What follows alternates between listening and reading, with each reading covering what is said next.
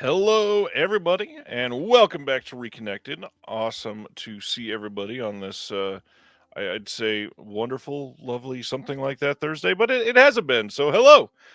Good to see everybody. Zach is muting and unmuting and muting again, and hello. There's like a weird connection. I'm here though. As long as I don't move too much, we should be fine. How's everything been on your side of the country? I mean, we got some random weather of the East Coast way of it was 60 degrees and then it iced over the next day. We did that for about 3 days. Then it went to 60 again, and then we got snow yesterday. So normal January, February weather. It is currently 7 degrees, which is the warmest I've seen it all day. It was -3 for a long, long time today. Yeah, we see you guys like get the real cold. We just get like the bipolar temperature where you can't decide until about summer when it's going to be about 90. Yeah, it's been rough. We've had so many days canceled for our kids going to school that they are extending their school year by, I think we're on like 11 or 12 days now. It's been crazy. So when do they go into school? Do they start in like August or September? They start, I believe, the very last like Thursday in August. So it's pretty So late, later, and yeah. they're supposed to be out like a week before the end of May, something like that. So now they're looking at maybe they'll get out before June if they're lucky. Maybe, yeah. I think they have to get approved to go. I think they're supposed to have 180 days, and they're trying to get it down to 100. Anyways, long story. Weird Midwest thing. Like they should have gone to school. It's come on. There's no reason they couldn't have gone the last 2 days.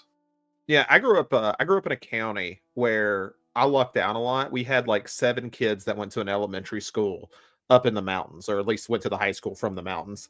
And if it snowed up there, which was really common, they would have to cancel schools, and it would be like 45 degrees outside. It would be a nice sunny day, and they say schools are closed today, and I'm like, all right, cool. Just hanging out. Yeah. God dang, everybody's living life. 70 in California, almost 80 in Sydney. New York City goes to school till the end of June. I appreciate them putting that in freedom units, so I didn't have to like do the math in my head. Yeah, that was nice. Thanks, Tony. So what's been going on with They Live by Film? Let's jump down that route first. I know a lot of people have always been a fan of your show, and for those that are new, what's been going on?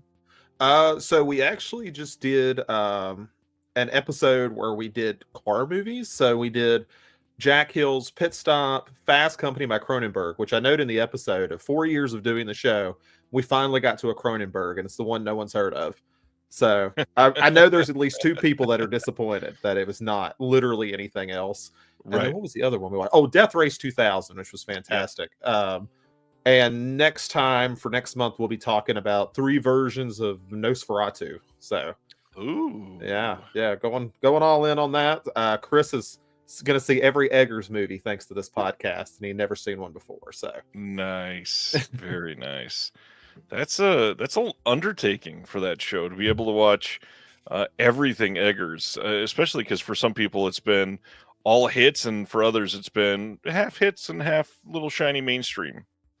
Yeah, and the joke really was, I was like, we're gonna keep more Eggers movies than Cronenberg movies at this point, because like I was just amazed we hadn't got to one. I was just sitting there, I was like, we really haven't done The Fly or Eastern Promises or literally anything else. Like it's just never came up.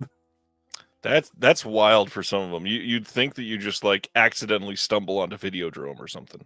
No, it's just going to be Fast Company, some movie he just made because he needed some money. Yeah, Fast Company is a fascinating outlier in Cronenberg's catalog, says Stan. Now, one thing I will give Cronenberg some credit on, though, is even though this was definitely like a for-hire job, you can tell he was a race fan, and I really appreciated that. Like the dude definitely likes racing and is a bit of a gearhead. And yeah, I don't know. I don't think we get that quite as much where you have directors who are for hire for a project. They just kind of like, I guess because I'm so used to the Disney market of these guys being like, Barry Jenkins is like, yeah, I'm going to go do Mufasa just so I can make some money. And here it is. And, there's almost like a weird blue collar streak with a lot of like 70s and 80s guys where it's like, okay, I got to do this for some money, but I am gonna try. Like, I'm gonna put some effort into this at least. And then, of Um, course, famously, Fast Company lit a fire, and then he got real into cars, and then we got Crash. yeah, yeah. Well, there's a part where he like pours motor oil on this naked girl's like chest, and I'm like, oh, okay, we're getting some early stuff here. Cool, awesome. Um, but that kind of brings up with Eggers, with him doing Labyrinth. I was like, I'm very fascinated to see how that goes. Yeah, if it actually comes to fruition, I'm not going to say I'm against it, but I definitely want to see what he can do because man, that could be a fascinating tie-in. Yeah, yeah. The only thing that like gives me like some optimism is he seems to be bringing his normal crew in. Like I think he's got that poet who's been writing with him the last few movies, and then Yep. just like the normal, I think his same cinematographer's coming in. So I'm like, okay, so it might still look like an Eggers movie. I don't know what Right. Sony's thinking, but sure. I can't wait to see. Other than Carsploitation, we're going to be talking about a bunch of movies tonight. After the announcements, we're going to discuss the filmography of one Larry Fessenden. And of course, I just realized I left my complete set of discs upstairs by the player like an idiot. I would say I have it, but I do not own that set. How is that set? I've looked at it's been in my cart like so many times, and I've never pulled the trigger on it. It's surprisingly good. The fact that every disc has like a decent amount of extras, and if you were lucky enough to get in from the very beginning, and not like it's rare to have this, but I'm pretty happy that mine's autographed by Fessenden. Oh, that's nice. Yeah, it's real. It's a nice piece in the collection. Was it something you had to order early to get that, or does it? Yeah, it was like the first 250 ordered or something like that. Back when they did that quite often, they did that for Eli Roth. Why can't the Green Inferno? Green Inferno? That's the word. I wanted to say Green Hornet. I was like, that's definitely not it. The fake Cannibal Holocaust movie, yeah, that one. Yes. Yeah. So yeah, they did it for that. They did it for Eli Roth, and then there was a couple others where there was a couple interesting pieces where if you were one of the first big groups to get it, then you would get like a little piece of a film reel or an autograph card or something like that. Yeah. Not bad. Yeah. Yeah, I might have to finally order it because I don't know. I need to stop. There's like these like 10 movies I keep putting in a cart during a sale, and they're just there as almost like comfort. Right. And then I can be pissed in like 4 years when I'm like, fuck, I should have ordered that. Yep. Yeah, so we're going to talk a lot about Fessenden tonight. But other than Fessenden, what else have you been watching lately? Because you watch a lot of stuff. Yeah, I'm at 105 for the year, so just a small number. Jesus. I Look, would. I know if John Peters is in the chat, I know he's beating me. I'd love to know what his number is. Or Spaghetti. Spaghetti gets Yeah, it. either one. Yeah, Spaghetti, tell me yours. I know you're ahead of me somewhere. But this week I mainly have been watching a lot of Stephen King because I'm going to go see The Monkey tomorrow, which I'm very, very excited for. Such a weird way, weird direction for Perkins to go, but that kind of excites me for him to kind of go to something more comedic. 121. Okay. It's not bad. Not bad. I'm staying like sort of there. Silent Mandible says I'm at like 3. But as far as the ones I've watched, I watched Carrie again. I haven't seen it in years, but that's a phenomenal movie. It's funny because me and you did a Stephen King show, God, a year ago, I guess now, Yeah, somewhere at around least. there. That whole ranking would be completely different now. Like I think back on it and I'm like, wow. Yeah, because I rewatched Garris's The Stand. I still haven't seen the 2020 version. I've heard like nothing good about it. So I just Same. Yeah, like I mean, like with Garris's, I mean, there's like corny elements to it. It's definitely a TV product, but it's surprisingly got like a lot of really good stuff going for it. I really enjoyed like 6 hours kind of flew by. That's impressive to say for as long as it is. What else did I watch? I'm trying to think of some more. I'd have to look at my letterbox, but yeah, mostly just Stephen King stuff in prep, and that's kind of been where I've been at. Besides catching up on some of the stuff we'll be talking about later. What about you? Other than Fessenden, which has been the bulk of my last 10 days or so, we showed the kids a couple of the like weirdo 1993 to 1997 movies that were just how did these get made type of movies. So Mhm. we showed them Blank Check. And my kid, of course, loved the idea of this kid having freedom to buy whatever he want and live in his own house and do whatever he wanted. So he loved it. And then we watched Richie Rich, and he didn't love that one as much. But Macaulay Culkin playing baseball was fun to watch. So nice to catch up with both of those. Also checked out the brand new Dogman movie with my kids, which holy hell is this movie like crafted for ADHD YouTube viewing minds in a way. It's so frenetic, and it's done in this style that everything is constantly moving. It is just this like shotgun blast of animation that is hard to explain until you see it. And I'm not saying it's bad necessarily, but good God, is it shaping kids to like really only have to pay attention for a few minutes. The only like thing I've seen about Dogman was I saw it for the trailer package of Conclave when I went to Regal. And I never knew what it was until then. And then when I was on the AMC popcorn buckets, I saw that they are selling a dog bowl for a popcorn bucket. I was like, I feel like Baby Girl should have done that. Like they really screwed up there. That's pretty funny. And I did see Aaron West's comment about Flanagan to direct another King film. He does have one coming out this year. Life of Chuck. Yep, is coming out some point this year, and then he's got 100 other things like Carrie and this Dark Tower. Yep, and so he's living a busy life. He's got that podcast he's doing. It's crazy. Yeah, he stays about as busy as you do here lately, right? I guess. Speaking of that front, what have you been picking up lately, physical media wise? Ooh, let's see. I actually remembered. This is like the first time as me or I've been doing this. The first time I actually remembered to bring him in here because I was thinking about like 10 minutes before I came out. Like, he's gonna ask me. Let's see. So I recently got Furiosa Steelbook. I ordered it. Nice. I don't remember which country this is from. Italy, maybe? Can't remember. Titan Steelbook. Oh, yeah. I found that one. I think that's on Amazon Germany. No, it's on Amazon US. It just comes from Germany. That's right. That makes sense. Yeah, so I didn't have to import that one. Finally got Pandora's Box, first Criterion I bought away from a sale and God knows how long. Wow. Yeah. Usually I just wait till November.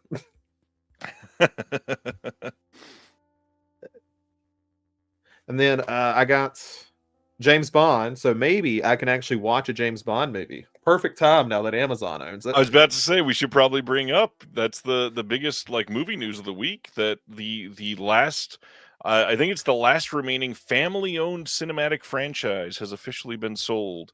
James Bond is now owned fully by Amazon.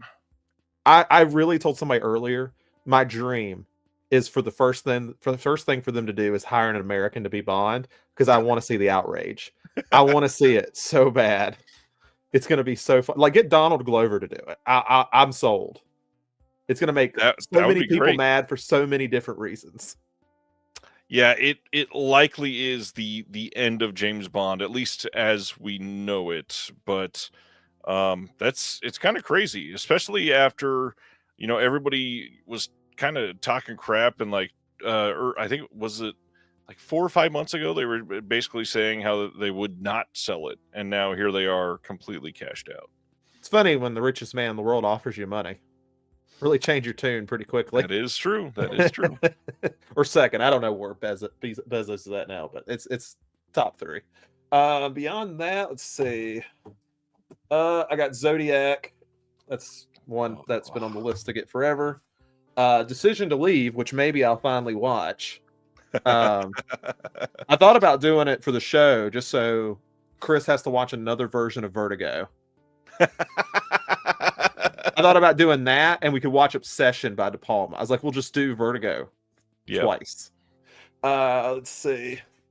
And then this is it. Monkey Man 4K. Very nice. Strange Darling 4K, which I wish I'd gotten early. This thing's beautiful. Like, the picture quality on it's fantastic. And the only 2 things I got from the Vinegar Syndrome sale for the new year was Devil Story, which I love, and then Amazing. Perfect Strangers. And I don't know. Good It's a movie. Larry Cohen movie I haven't seen, so Yeah, it's worth it. yeah. I heard it's like a Lifetime movie by Larry Cohen. I'm like, that sells me more than anything. Yeah, it's definitely worth it for sure. I don't have a whole lot this week. I think there is stuff in my mailbox, but I can't get out to get it because it's just way too cold. Um, You have to get a the door mailbox installed, man. God, I wish they don't do that.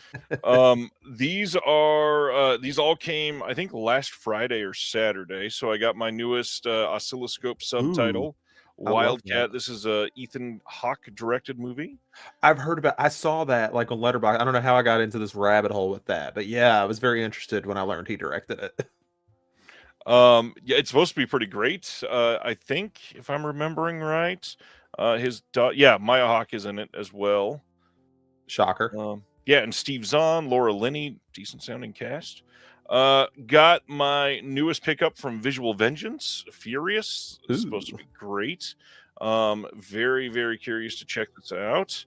And then last, Arrow titles right now are like flying off the shelves. Some stuff going out of print very quickly. Not sure if this is quite there yet, but from what I hear, people may want to jump on this if you want it soon. Again, not inducing FOMO, but if this is like one of your favorite movies and you wanted the full limited edition, Life Force by Toby Hooper 4K from Arrow is supposedly almost gone already, and cannot wait to watch this one in 4K. Did Scream do that one as 4K, or they only have a Blu-ray? They did the 4K, but this is one of those times where they only did the theatrical, and Arrow got the director's cut and the theatrical cut in 4K. God, I hate when they do that. It's still my least favorite thing about having the Doctor Strange 4K. I'm like, this is worthless to me. I should have just bought the Blu-ray. Like, having the 4K does nothing for me. Yeah, yeah, I don't know. It's tough out there for some of these. So this week, obviously, the big thing was the award show. Hope everybody enjoyed that. If there's any questions, let me know. I put up a couple summary posts. We're gonna fly through those later tonight. But why didn't The Hitcher win more awards? I think that's what everyone's gonna ask. At least one person did in the comment section on YouTube. Good Lord. Yeah, it's been an odd week with some of the response to it. I hope people enjoyed it. I still can't believe that we pulled off some of the things that we pulled off for this. Having four segments with major individuals that are some of my favorite filmmakers today was great. I mean, I know you and I both really enjoyed Last Stop in Yuma County last year, and having Fran be a part of it was great. Sean is likely going to be winning at least one Oscar in some way over the next couple months, so that's incredible. Is he going to win it over Amelia Perez? I don't want to say much, but I would hope so. I'm really hoping he wins at least editing. I don't know if he'll win Best Picture. Honestly, I think he has more of a chance now than he did a couple months ago. But it won BAFTA, didn't it? Yes. Yeah, yes. Okay. And he also just won PGA and DGA for directing, and screenplay, which is crazy. Yeah, only like, what is it, like something like only like 11 movies in history have won like most of those and didn't win Best Picture. It's like very few. Clint Eastwood's good at that. Like I think it might have been Aaron West, who's, if he's still watching, I think he showed a list to me one time and I was like, yeah, it's just Clint like 2 or 3 times. Silent Mandible says, is Hitcher as good as the remake with Sean Bean? Honestly, this is one of those situations where the remake is very, very good. The remake is great. The original, I would maybe put it just a touch better, but they're both honestly incredible. And honestly, give us a competing release with this thing. I would love to see the remake in some great release. Yeah, I feel is that one, like I feel like a lot of those 2000 horror movies are out of print now, and I feel like that might be one of them. I don't even know that it ever had a blue to begin with. I think it had a DVD. May not have. Yeah, because I get it mixed up with the 2 Rest Stop movies.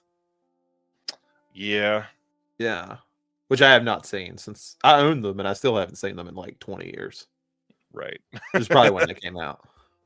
That's great. All right. That is most of what I got. Any other topics you wanted to bring up from this week that have come out?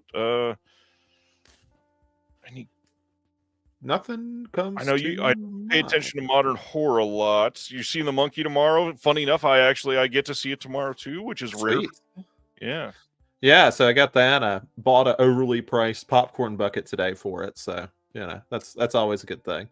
Yeah. Beyond that, February and January are kind of your months where they just dump a bunch of stuff anyway. So I haven't seen Wolfman yet. Companion was decent. It kind of Um, feels like they're leaning away from that to me. I don't know if that's just me, but especially February, I feel like we're getting better movies there. yeah, I think they're finding there is at least like some market there. I think Megan started a lot of that with how big it was in January, and now it's getting I don't know, like a July release or something Yeah. for the second one. Well, So and I feel like they're realizing if everybody thinks it's a dumping ground and your movie's actually good, release it in the second week of January and you can stay and make money the entire month. That's a big deal. oh, absolutely, yeah. And I'm trying to see. I wish I wasn't blanking out so bad. I was like, I know I've seen things this year, and Well, I there was just Hard Eyes, Companion. Hard Eyes was good. I really liked Hard Eyes. We're hoping to see that on Saturday finally. I've been wanting to see that since day one. But Yeah, I really like what Sony's doing. Like they've done these two holiday slasher movies. I'm like, honestly, yeah. get rid of like the superhero stuff, man. Just do the slashers. Yeah, You're lean you're into pretty it. good at them. Then they're perennial watches. You make money every year from people renting them and streaming them. Why would you not do that? Yeah, and I mean, I have mixed feelings about Eli Roth, but I still think Thanksgiving might be like one of the best things he's ever done. Like, I just really like Thanksgiving. Yeah, Uh, it's pretty great. and then Josh Rubin, I mean, I think he's a good director. Yeah. You just get good directors who like slasher movies to make slasher movies. It's not a hard concept. That is Like, true. I mean, we just talked about that. If somebody's passionate about something, it'll be better, even if they're like a work for hire director at that moment. yeah, I mean, I mean, it's what we did in the '80s, right? Like, here is a random holiday, do a President's Day movie.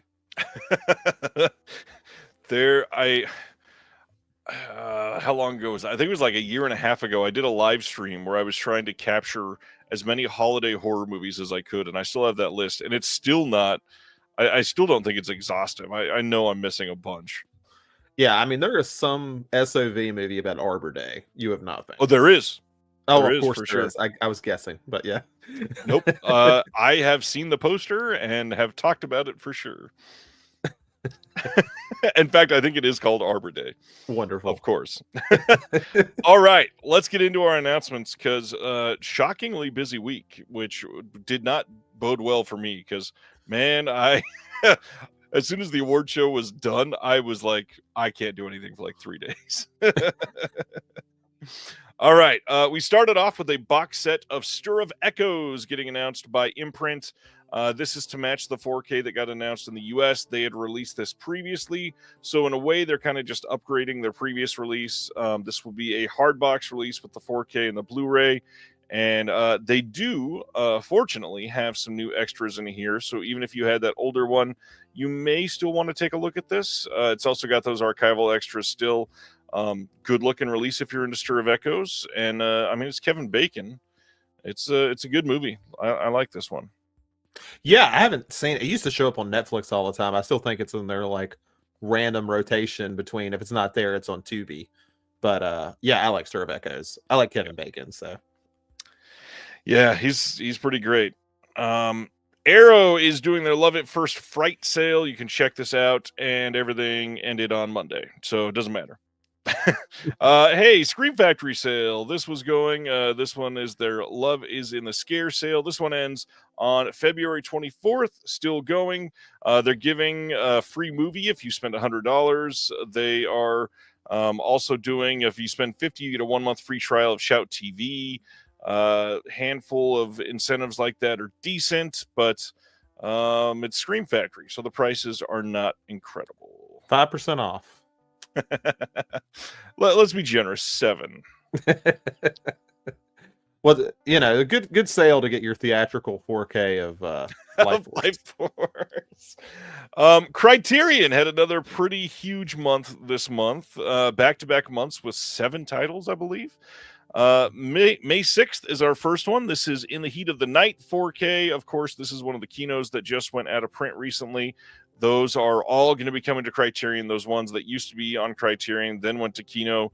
I believe they were all MGM titles. So just plan on probably every month we'll get at least one. Pretty much going to always be the exact same release, just upgraded to 4K. Yeah, In the Heat of the Night, incredible movie, obviously. I have not seen it. I think none of these Criterion movies I've seen, so that's not true. I don't think I've seen any of them. I've not seen most of them. This next one, May 6th, we are getting a 4K of The Umbrellas of Cherbourg from 1964. I probably said that wrong. This is a Jacques Demy film with Catherine Deneuve. This is going to have a 4K disc and a Blu-ray disc. There's the Umbrellas of Cherbourg 2008 doc coming in here. Interview with Rodney Hill. Essay by Jim Ridley, some archival extras. I really like the art on this one, though. I definitely wanted to point that out. Oh yeah, it's a beautiful cover. It really is. I assume the movie is. I think I've seen stills from it, so it's very fitting. Yep, extremely. Then May 13th, a Blu-ray coming out on The Wind Will Carry Us from 1999. This is the Kiarostami title. The Wind Will Carry Us. A lot of people have wanted this one for quite some time. This one is a 4K restoration, and it's going to have A Week with Kiarostami from 99, a documentary that they made on the making of the film, an interview from 2002 with the director, new visual essay presenting the director's poetry, narrated by Masume Laji, a longtime translator and creative collaborator of the directors. And then we got an essay by poet novelist Kaveh Akbar. Once again, not seen this, but I've heard this is remarkable. I have not heard of it. This is going to be like Criterion. I need this to be October releases, so I know what they are. That makes sense. I do know this one. How to Get Ahead in Advertising from 1989, getting a Blu-ray release on May 20th, not a 4K. This was gifted basically as a bonus movie from Arrow when they announced their release of With Nail and I, and so Criterion is saying, nope, you got to buy it separately. This is a great one. 2K digital restoration on this one. New doc with interviews with the writer-director Bruce Robinson and Richard E. Grant, and an essay by David Cairns. And then, of course, With Nail and I, getting a 4K and Blu-ray release on May 20th for the U.S.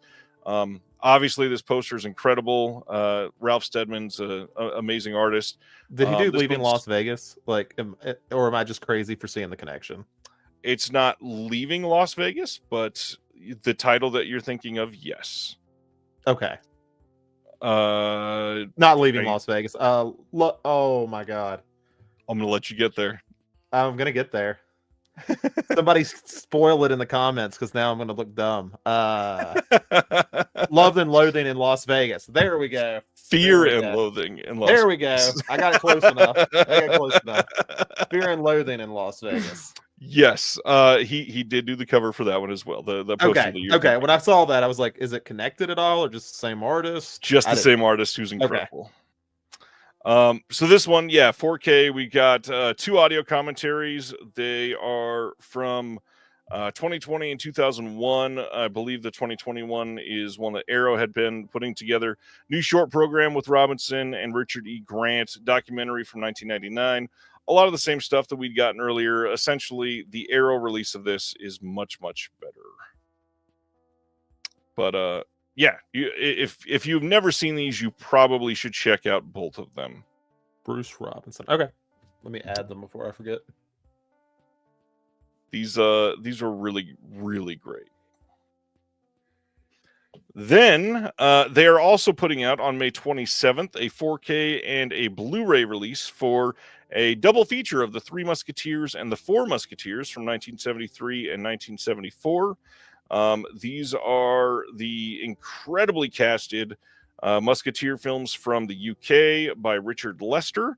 These were previously released on 4K by Studio Canal, and these are going to have a new documentary by critic David Cairns, Saga of the Musketeers from 2002, a 2-part documentary, Making of the Three Musketeers from 73, and then an essay by Stephanie Zacharek.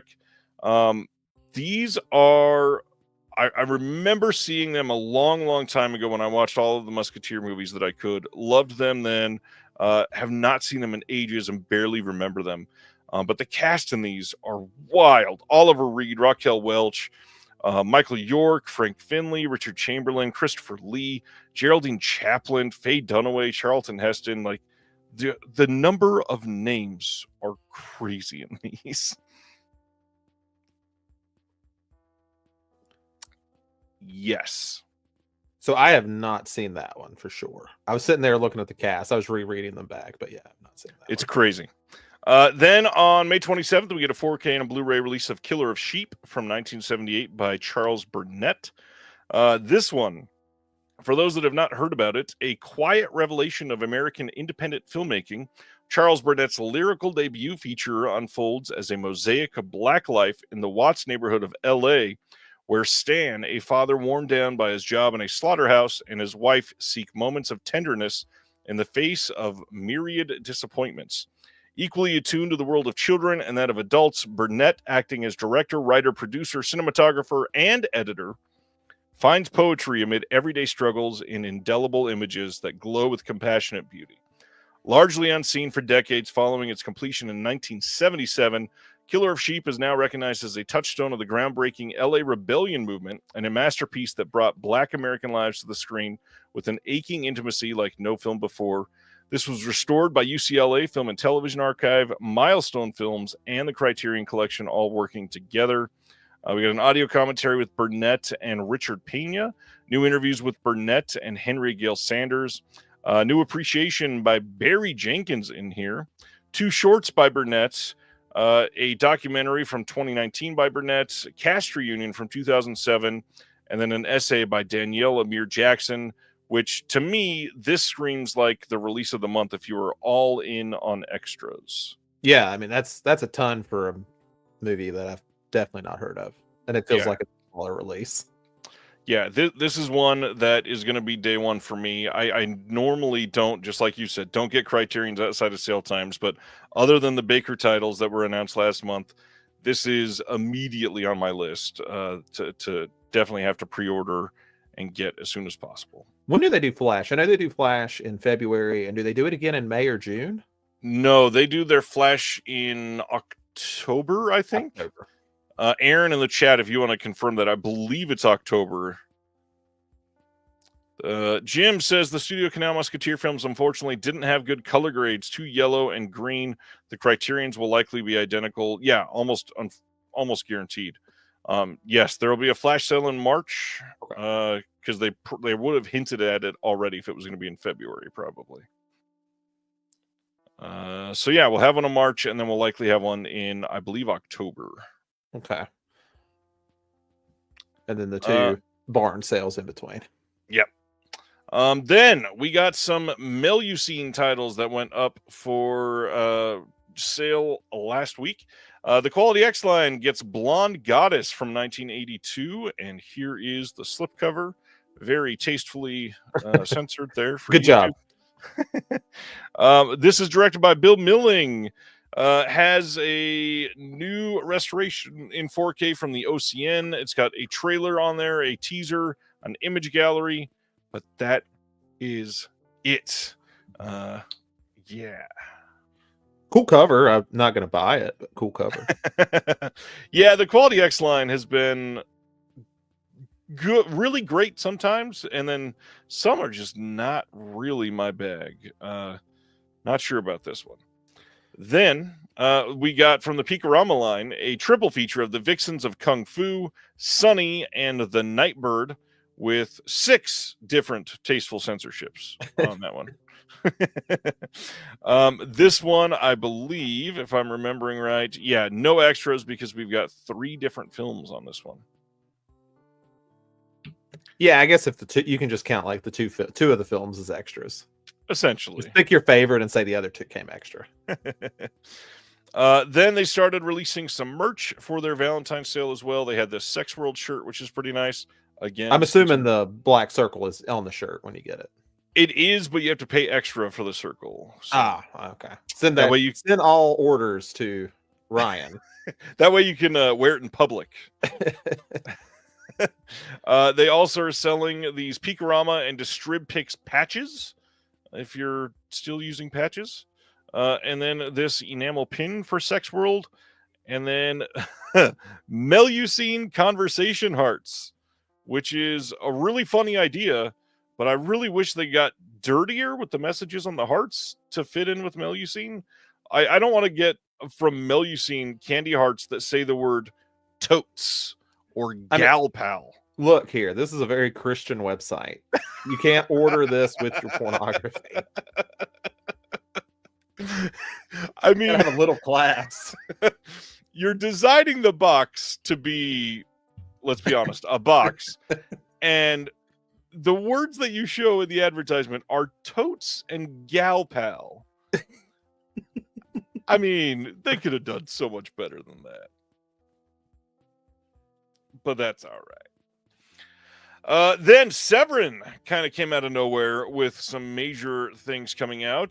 These are going to be coming out late in March if you order it from their website, or a wide release date of May 27th. The first title is Entertaining Mr. Sloan from 1970.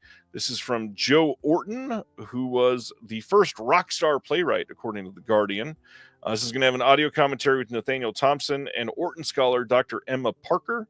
Some archival interviews, 60 years of Joe Orton's Mr. Sloan featuring Malcolm McDowell and Maxwell Caulfield. Some archival interviews following that as well.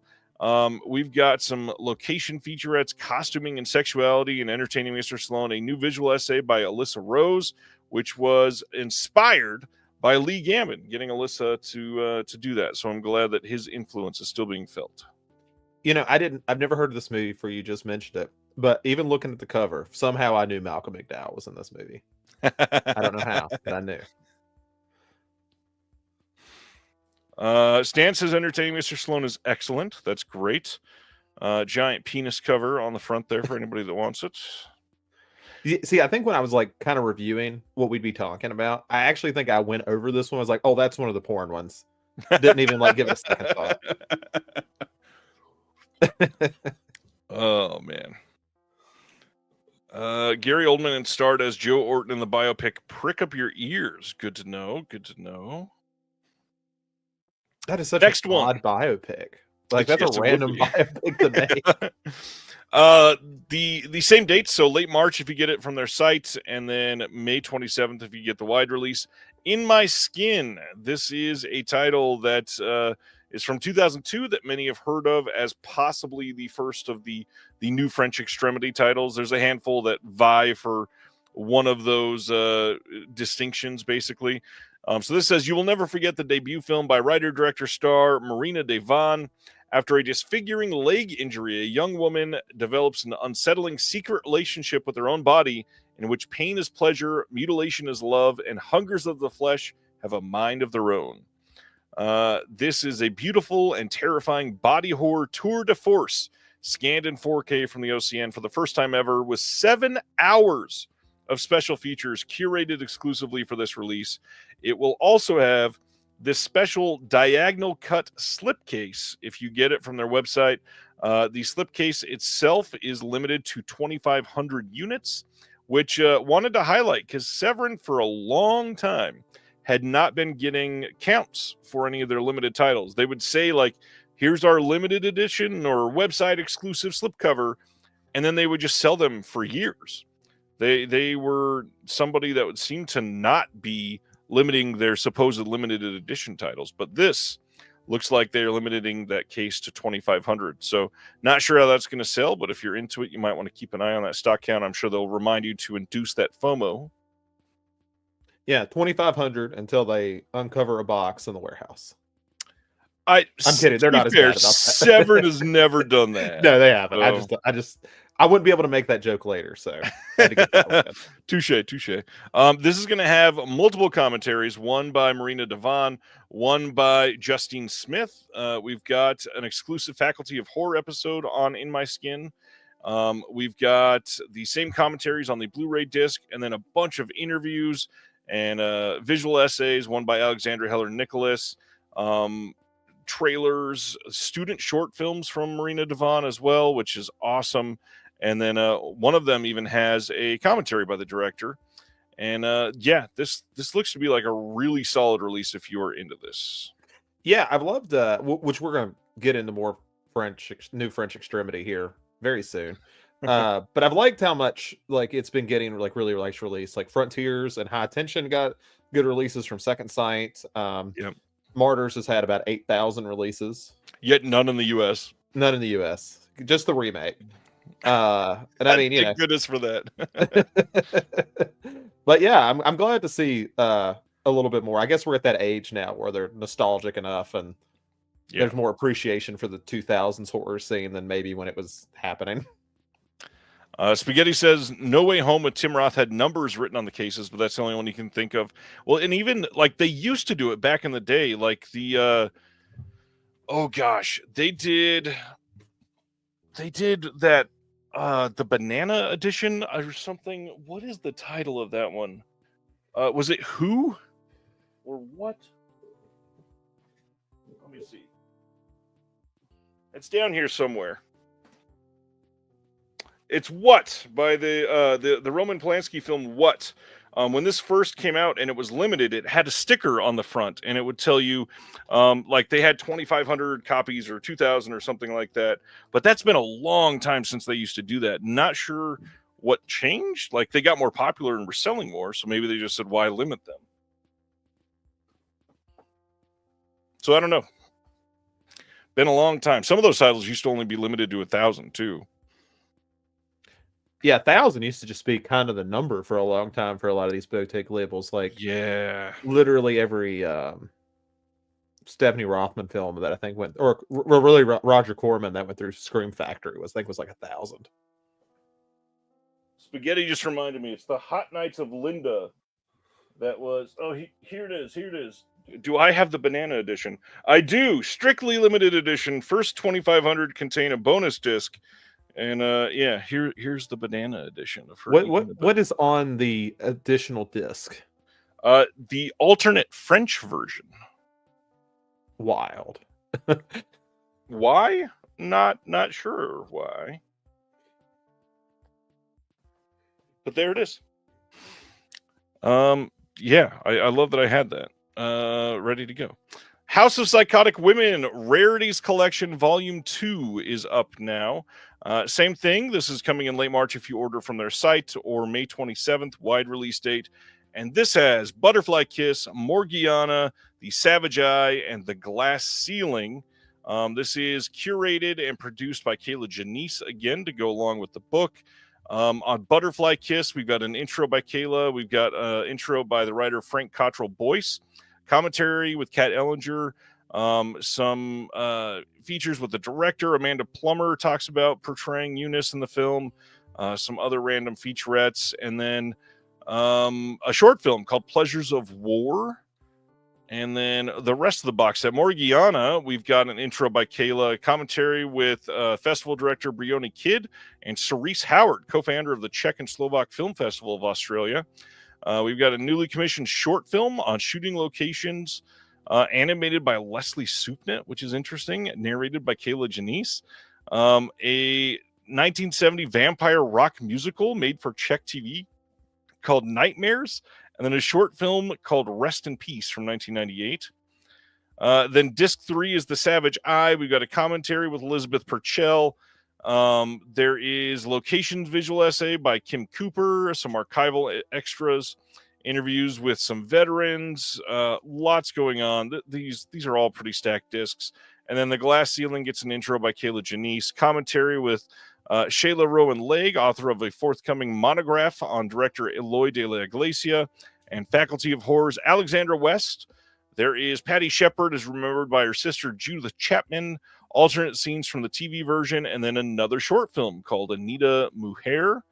You can pre-order this now. Looks like a pretty damn solid release. I'm a little worried saying this because last time I said I had not bought a Severin box set. I think I got bullied in your chat for the entire time. But I really do need to pick up the first set because I've been putting that off. It's a solid set. I won't say all of the titles are winners, but most of them are. Identikit is definitely probably the best film in that first set, but this one I gotta admit, I think this set is better than the first set. Okay. Just to get the Glass Eye and Morgiana in here is a big deal, and then I've heard the other two are pretty great. This is just a really crazy thing to put all these together. These will most likely get standard releases, but it'll be eventually. These won't get standard releases probably for another year and a half, at least. So did the first set get the standard releases later, or did they? They did. They did much later, yeah. Yeah. Because that came out like what, the same one as the Nasty Habit set. Habit set, was that the one? Around Came the out same like, time, you mean? yeah, around the same time, or were they different years? The first one came out October of 2022, so it wasn't like all that long ago. And Okay. then the Nasty Habit set, that one actually came out in 2021. So Okay. just about a year between. Gotcha. Okay. Good looking set though. Severin is killing it. And then of course, because it's Severin, if these aren't enough for you, they've got two bundles you can choose from. This first one is $159. You get the House of Psychotic Women Volume 2 in My Skin 4K with that slipcover. Entertaining Mr. Sloan, plus this Entertaining Mr. Sloan keychain that is a definite phallic object.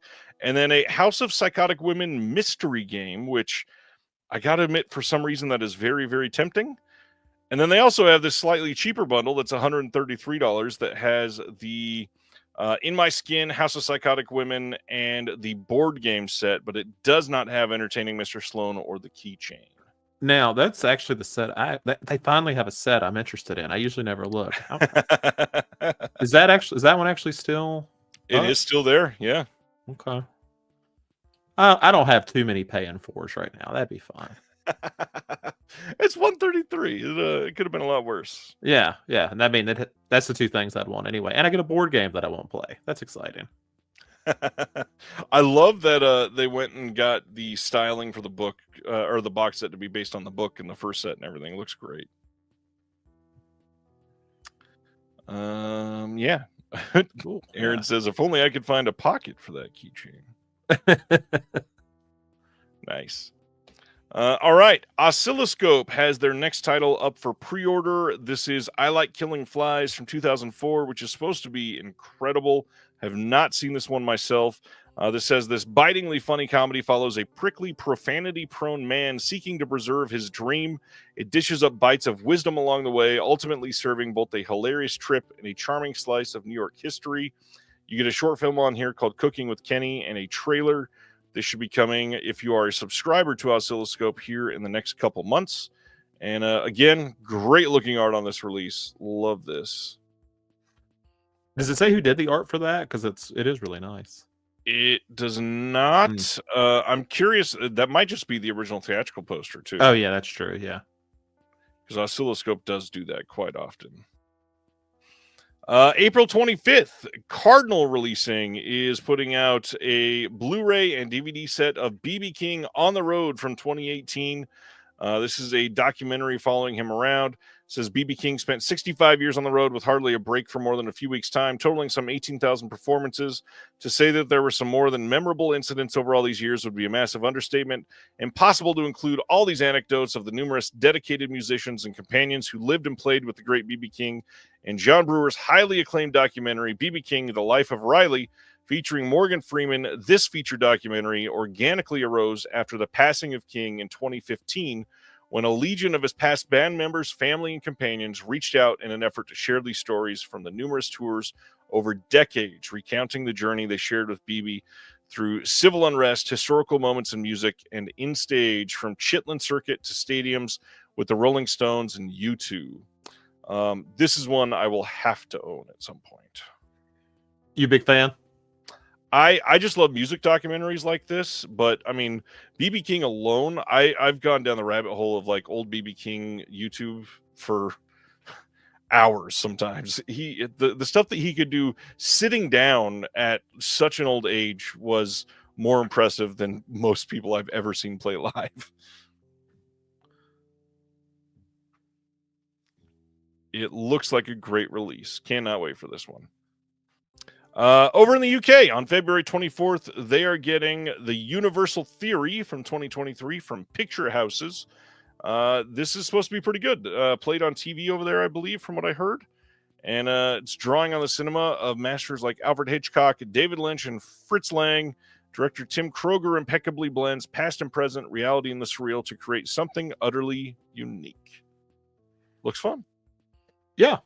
I've always, like, every time I see like the inspired by and they choose like 3 like directors, I'd always wanted to write one of those, and I would just pick 3 out of a hat and just write it on there. Those are the inspirations. Yeah, and somebody will still watch it and believe it.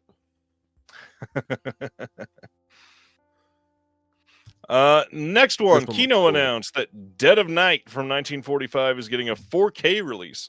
We just discussed this as coming on Blu-ray from Imprint in a double feature release. But yeah, the OG anthology is getting a 4K release soon from Kino. Have you seen this one, Zach? I have not. I'm actually adding it now, so I remember to watch it. It is pretty good. It's not inherently scary, but man, it is a pretty great anthology. Yeah, I mean, the cover art's gonna sell me, so it's fine. Of course. It's a beautiful one. Then, one of the biggest pieces of news of the week, Kino soon will be releasing Night of the Juggler on 4K from 1980. This is a brand new HDR master of the James Brolin starring film that we've been told for years we could never have released, I believe, because of music rights. And this is huge. Again, that and looking for Mr. Goodbar, all because of like music rights, all in one year. That's actually pretty cool. And those aren't the only ones. We've had like 12 Grail titles in the last year, all because of rights. It's kind of crazy what we've seen pulled off here recently. Well, maybe finally Scream Factory can get that one last song for Return of the Living Dead and put it out one more time. But in the meantime, if people want the Second Sight Steelbook that has that song, I'll sell it to you for $400. That's not relevant anymore. Speaking of Dogman earlier, if you would like to own it, you can buy it on Blu-ray and DVD in the U.S. from Universal on April 1st. This is going to have a feature commentary with the director and writer Peter Hastings, some deleted extended scenes. It's going to have a behind the scenes of the recording sessions. It's going to have Ace reporter Sarah Hadoff delivering a special report on the making of How to Draw Flipperama Style, blah, blah, blah, a lot of this other stuff. But the big thing that I want to highlight, this little disclaimer that I put in here for things coming from Universal Pictures lately. The digital release for Dogman is in 4K Dolby Vision and has Dolby Atmos on the disc. How do you not put either of those things on disc if you have it readily available? I do not understand. Universal is continuing to do this with some of their titles. I have a feeling that this will likely get a re-release. Let's see, this is coming out in April. I'm going to say around September. That'll be 4K. They'll probably do like a 4K Steelbook to entice parents to buy it for their kids. And it'll be, hey, now you can get Dolby Vision and Dolby Atmos. I'm saying it now. Do not purchase this title on Blu-ray. This is crazy. Yeah, and this is like a minor complaint in comparison. But Universal also pisses me off with their 4Ks because they tell you it's a 4K release 8 times on the cover. Yep. I guess when they finally do a movie in 4K, they want you to know we really did it, guys. Not just the digital. Yep. It's pretty annoying for sure. Yeah. ZPAM says, try Universal releases in Canada. We get them a month later with French text and worse packaging. Oh, the French. So, did I miss it? The collector's edition, what's that say, 2000? Is that actually anything important, or is that just some reference I don't get? It's a Dogman reference. Okay, just wanted to make sure. I wasn't like, they're going to make it look like a 2000s cartoon. It looks like it could kind of fit, maybe. Yeah, it's not. Sony Pictures Classics doing some odd things. March 18th, they're putting out a Blu-ray of Bon Voyage from 2003. Really only notable for the actors. We got Isabelle Adjani and Gerard Depardieu in this, which is a big deal, obviously. It is not like this super notable title from what I could see, but it seems like they just want to put out every Sony Pictures Classics out on Blu-ray, because not only are they doing that, they're also doing Monsieur Ibrahim, which is from 2003. Isabel Adjani is also in this for like a very small cameo. Omar Sharif is in this one as well. But this isn't even the last of the Sony Pictures Classics. I'm very curious why they're doing so many of these. I mean, I assume they're still going to be doing like their regular. Well, they do Columbia. That's technically under Columbia, so I guess this is their difference. Yeah, I was thinking maybe they're just admitting they're not going to include them, but I guess they wouldn't anyway. Yeah, it's been an odd time. Either they're going to put out every Sony Pictures Classics on Blu-ray, or I was talking with this guy Bryant earlier, who said maybe they already had the HD masters for someone else overseas or something. But man, it's been an interesting week for titles that most people have never heard of to get announcements from them. Do they still do MOD for some of those? As far as I'm aware, no, actually. Because I think it was 3 Burials that they did as an MOD. Sorry, they may be mod, but they're not BDRs anymore. They are pressed mods. Yeah, I mean, even the 3 Burials was a pressed mod, but yeah. I mean, a lot of this title is likely not selling 1,000 copies, so I imagine this is definitely going to be mod. But yeah, press mod is happening more and more often. That's for sure. So we got 2 more Sony Pictures Classics to talk about. The first one is Imaginary Heroes, coming on March 18th. This is with Sigourney Weaver and Emile Hirsch, Jeff Daniels, Kip Pardue. There's another one that I had never heard of from 2004. These are one of these movies, like you talk about like the cast, but it's always like when I sit there and I find a movie that has this amazing cast, and I'm like, man, why haven't I heard of this? And then I watch it, I'm like, oh, that's why. But it's a Sony Pictures Classic. It's got to be a classic. So classic. It's probably got like 450 reviews on Letterboxd. I mean, it's pretty good for some of these. Yeah. We talked about this one a lot last week, so I won't belabor it, but Better Man is getting a 4K and Blu-ray release in the UK, of course, coming on April 7th from Entertainment and Video. Still need to see this. I watched about a 10-minute scene from this today. This movie looks incredible. You saw this one, I'm sure, right? No, I have no idea who Robbie Williams is, so I didn't watch it. I mean, most of the US doesn't, but you don't have to. It's a CGI monkey. I did think it was funny that this. I'd be curious because I hear it has more effects than just the monkey stuff, and I was like, this got a Oscar nomination for best visual effects over Furiosa. It's wild. I mean, I got to be honest, it looks good enough to get it. Okay. From what I saw, I was very impressed with the features that I saw. I don't know. It was pretty good. Then another 4K, April 15th. Warner Brothers is putting out a 4K and a Blu-ray release of Batman Ninja versus Yakuza League. This is supposedly pretty decent. I have not seen it, of course, but it looks great. It's supposedly Batman comics, but drawn by Japanese artists. Yeah, the thing with like a lot of the Batman anime, I haven't watched them all, but the ones I watched, if it's based on a comic you haven't heard of or a different gimmick, they're usually pretty good. If it's based on one of the more famous ones, it's terrible. I don't know how they screw it up, but that's just typical. So this one's probably is pretty good.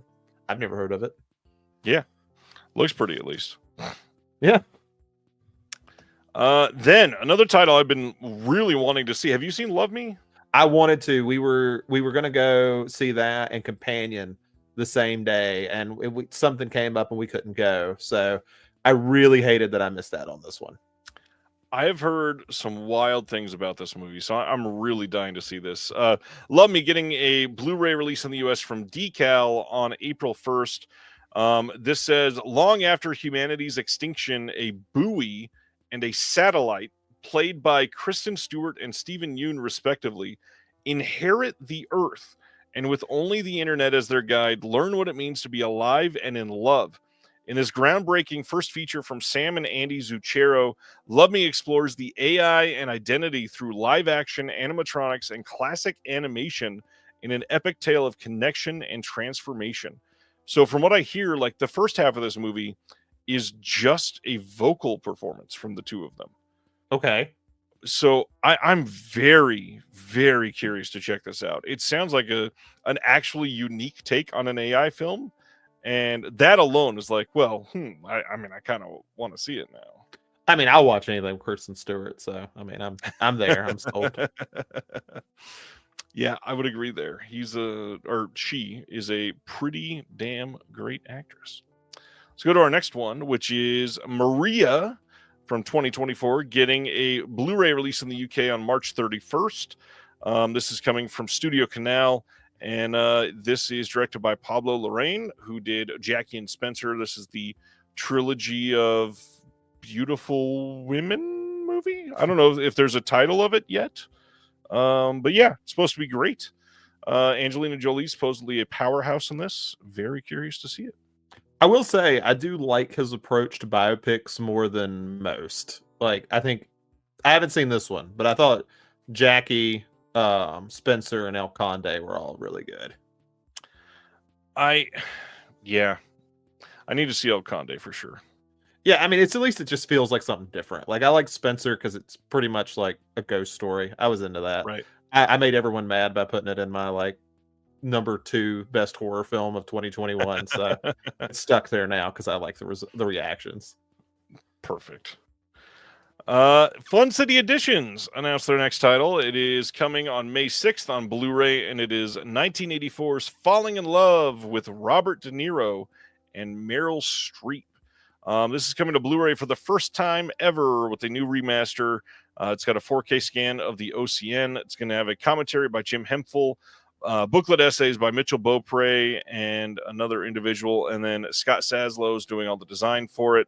I love the art that they're using for this. It's to be inspired by the Metro North Hudson line. It looks very nice. Yeah, good stuff. Very clean.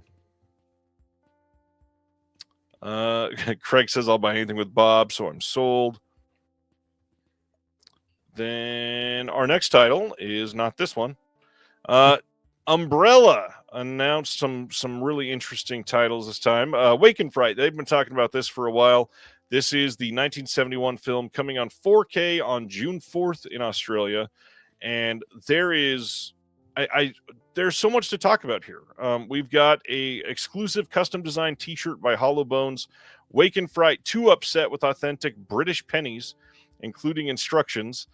There's a beer pot glass with a beer coaster, 150 plus page hardback book with the original screenplay, artwork, experiences, and essays, a 200 plus page hardback book of the original novel.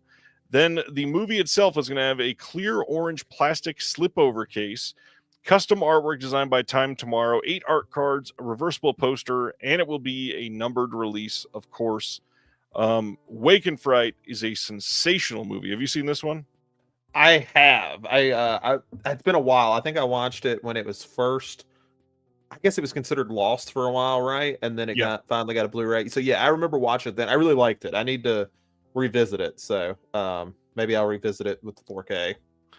It is a sweaty damn movie, but very much worth a watch if you've never seen it. So that is the deluxe release, but if you get the standard or the deluxe, you of course get the same discs. We're going to have a new feature remastered in 4K with Dolby Vision. It's got the archival commentary with the director Ted Kotcheff and Anthony Buckley, a new commentary with historian Peter Galvin, and then new bonus feature film from the producers called Sunstruck from 1972, a 50-minute feature tracking down the film's Broken Hill locations, new interview with the DP, new Not Quite Hollywood interview with Jack Thompson, a bunch of archival extras, new making of with Philippa Mora and Paul Harris discussing the film. We've got a trailer reel of Australian films helmed by overseas filmmakers, new interview with Ted Kotcheff about his career. I mean, there's so much more on here that this alone could have been like another full post on here for this title.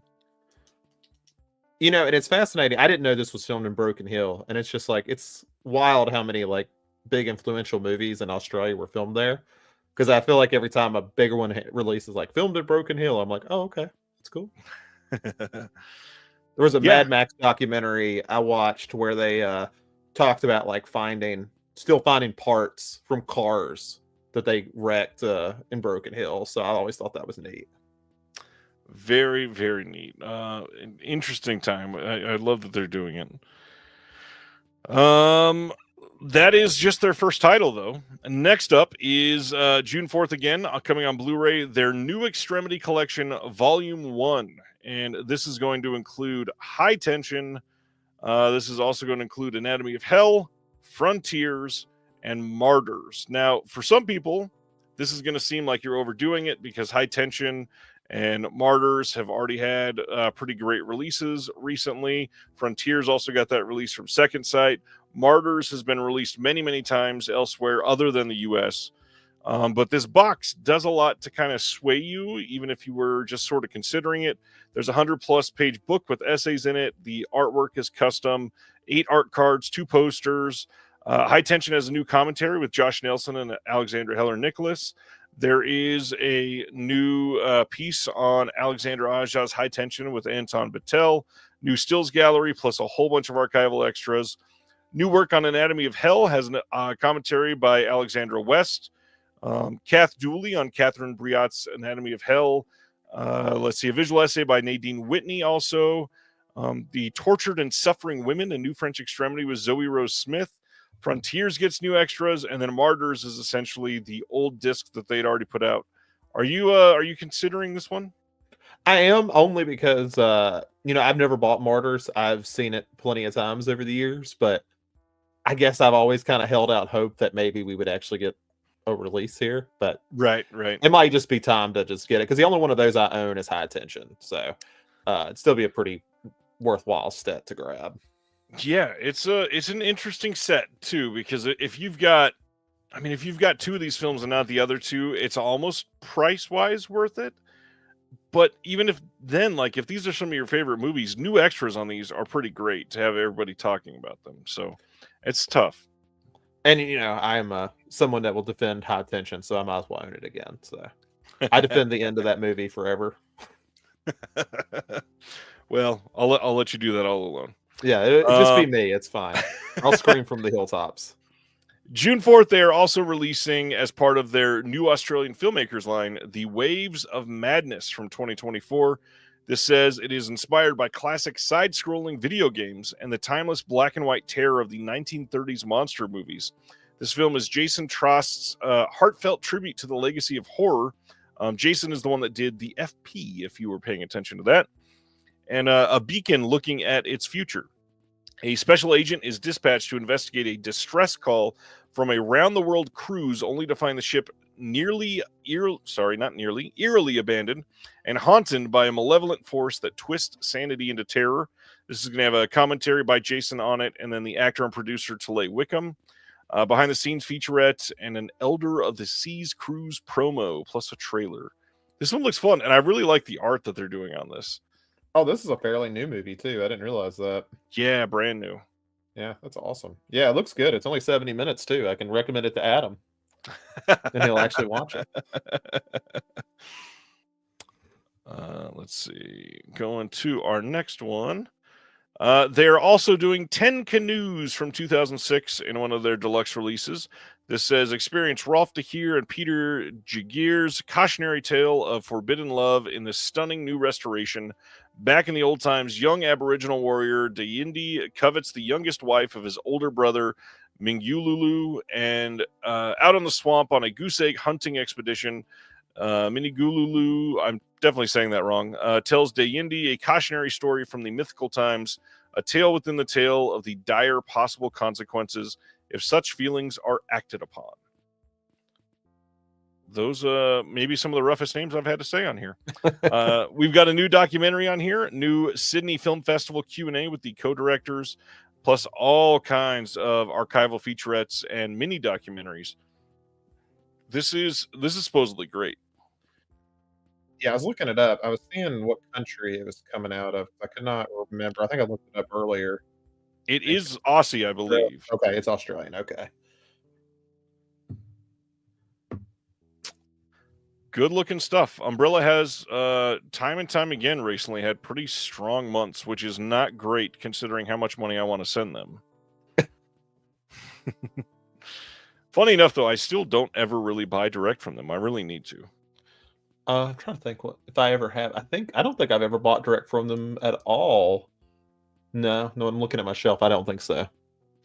I just got my trade in from Brian recently. That's the only time, and even then, he bought them and I didn't. So I probably need to do like another group buy or something because there's a few that I want from them. Next, this morning, we got indicator titles, 2 more Jean Roland. We've got May 19th in the UK, May 20th in North America, coming on 4K and Blu-ray. The first one, The Iron Rose from 1973. This is one that somehow I've not been able to see, considering how many Jean Roland titles I have. I don't know how I've not seen this one, but I'm dying to see it. This is supposedly, for most people, their favorite of his. So very, very curious to see this soon. You got a commentary with Tim Lucas on here. We've got all kinds of archival featurettes. If you have any of these Jean Roland titles they've put out before, you kind of know how they treat these. They get new extras. They get all kinds of archival extras. Great booklet, new everything. The restorations look solid. This is supposed to be amazing. Yeah, I have a few of them. I need to like dig into them, but I've got a few of these titles that they've done. Yeah, not all of them are great, so I can see why. Yeah, I mean, and what it really was, I plan on trying to get them all because I'm interested, but it's just like I really need to watch the first 3 before I just keep buying them. Right.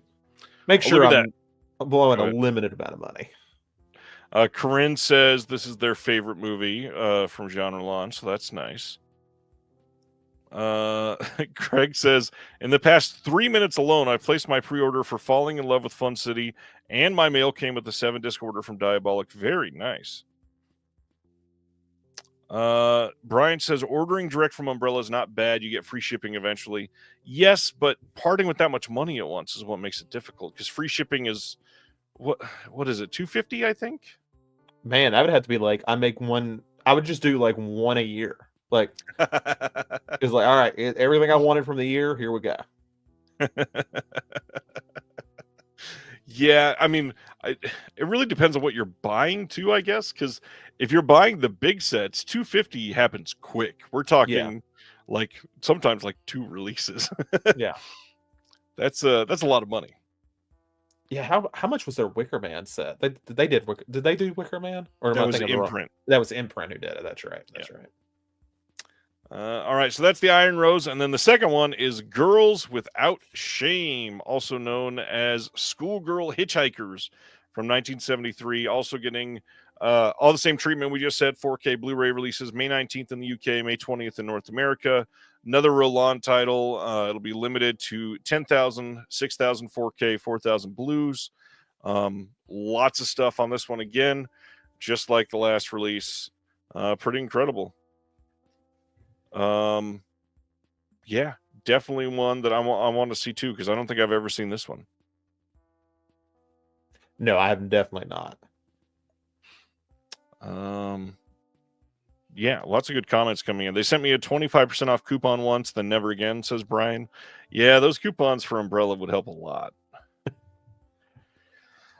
This title, March 24th on Blue in the UK from Signature Entertainment, is Escape from the 21st Century. This is a Chinese film that's supposedly pretty great.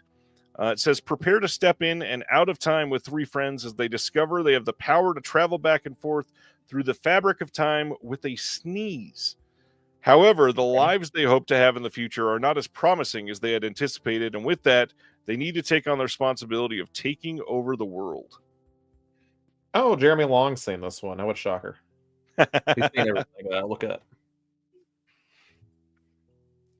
Yeah, this is supposed to be great, and I mean, you like time travel movies quite a bit.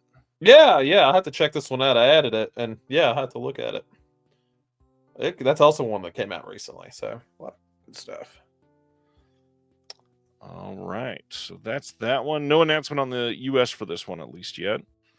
Eureka came out swinging today. Yeah. So this first one, May 19th in the UK, they're putting out Masters of Cinema line, their next edition, which is Strange New Worlds Science Fiction at DIFA, their box set.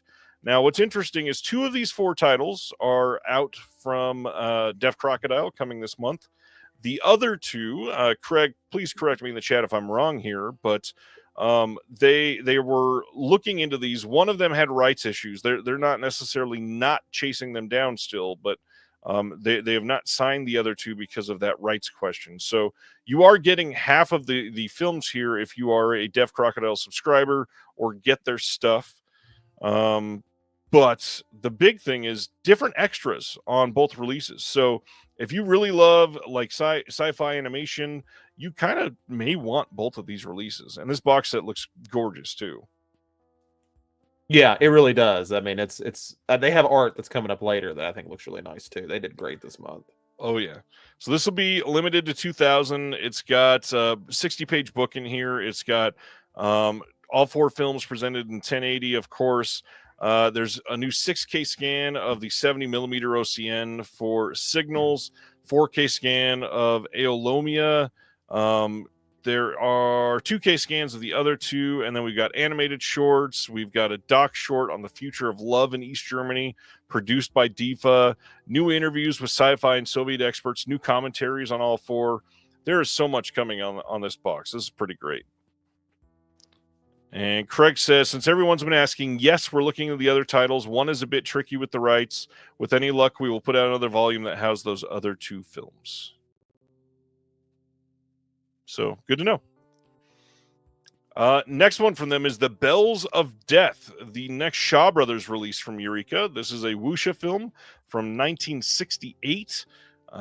This looks really good, actually. We've got a new commentary by Frank Jang, new commentary by Mike Leader and Arna Venema, new interview with Wayne Wong, the editor of Martial Arts Studies, booklet with new writing as well. I mean, just another incredible Asian release from Eureka. So between Scream, Arrow, and Eureka, are we like getting close here to all these Shaw Brother movies? Not even remotely close. Wonderful. That's the crazy part. That's the intimidating part of why I haven't gotten into them. There's still like 450 other Shaw Brothers titles that have never been released on Blue. At least it can last a while. Well, I'm willing to bet most of those don't have good elements. So hopefully we can get a lot of them in HD. But yeah, there are so many left to come. That's wild. Yeah, you said, are we close? And Brian immediately said no. When I said 450, he said or more. And then KN5150 says not even half. Yeah, there's a lot. So Arrow's put out what, three volumes, and then 3 of their Shawscopes, and they put out standalone titles that were Shaw Brothers titles too. And then Scream, have they put out anything unique that Arrow hasn't put out? Oh yeah, all of them. Okay, I didn't know. I couldn't remember. I like I said, I'm very unfamiliar if there's like overlap there or not. Well, got to remember the Arrow Shaw Brothers box sets are released in the U.S. too. So Scream couldn't get the rights for those. Oh, okay.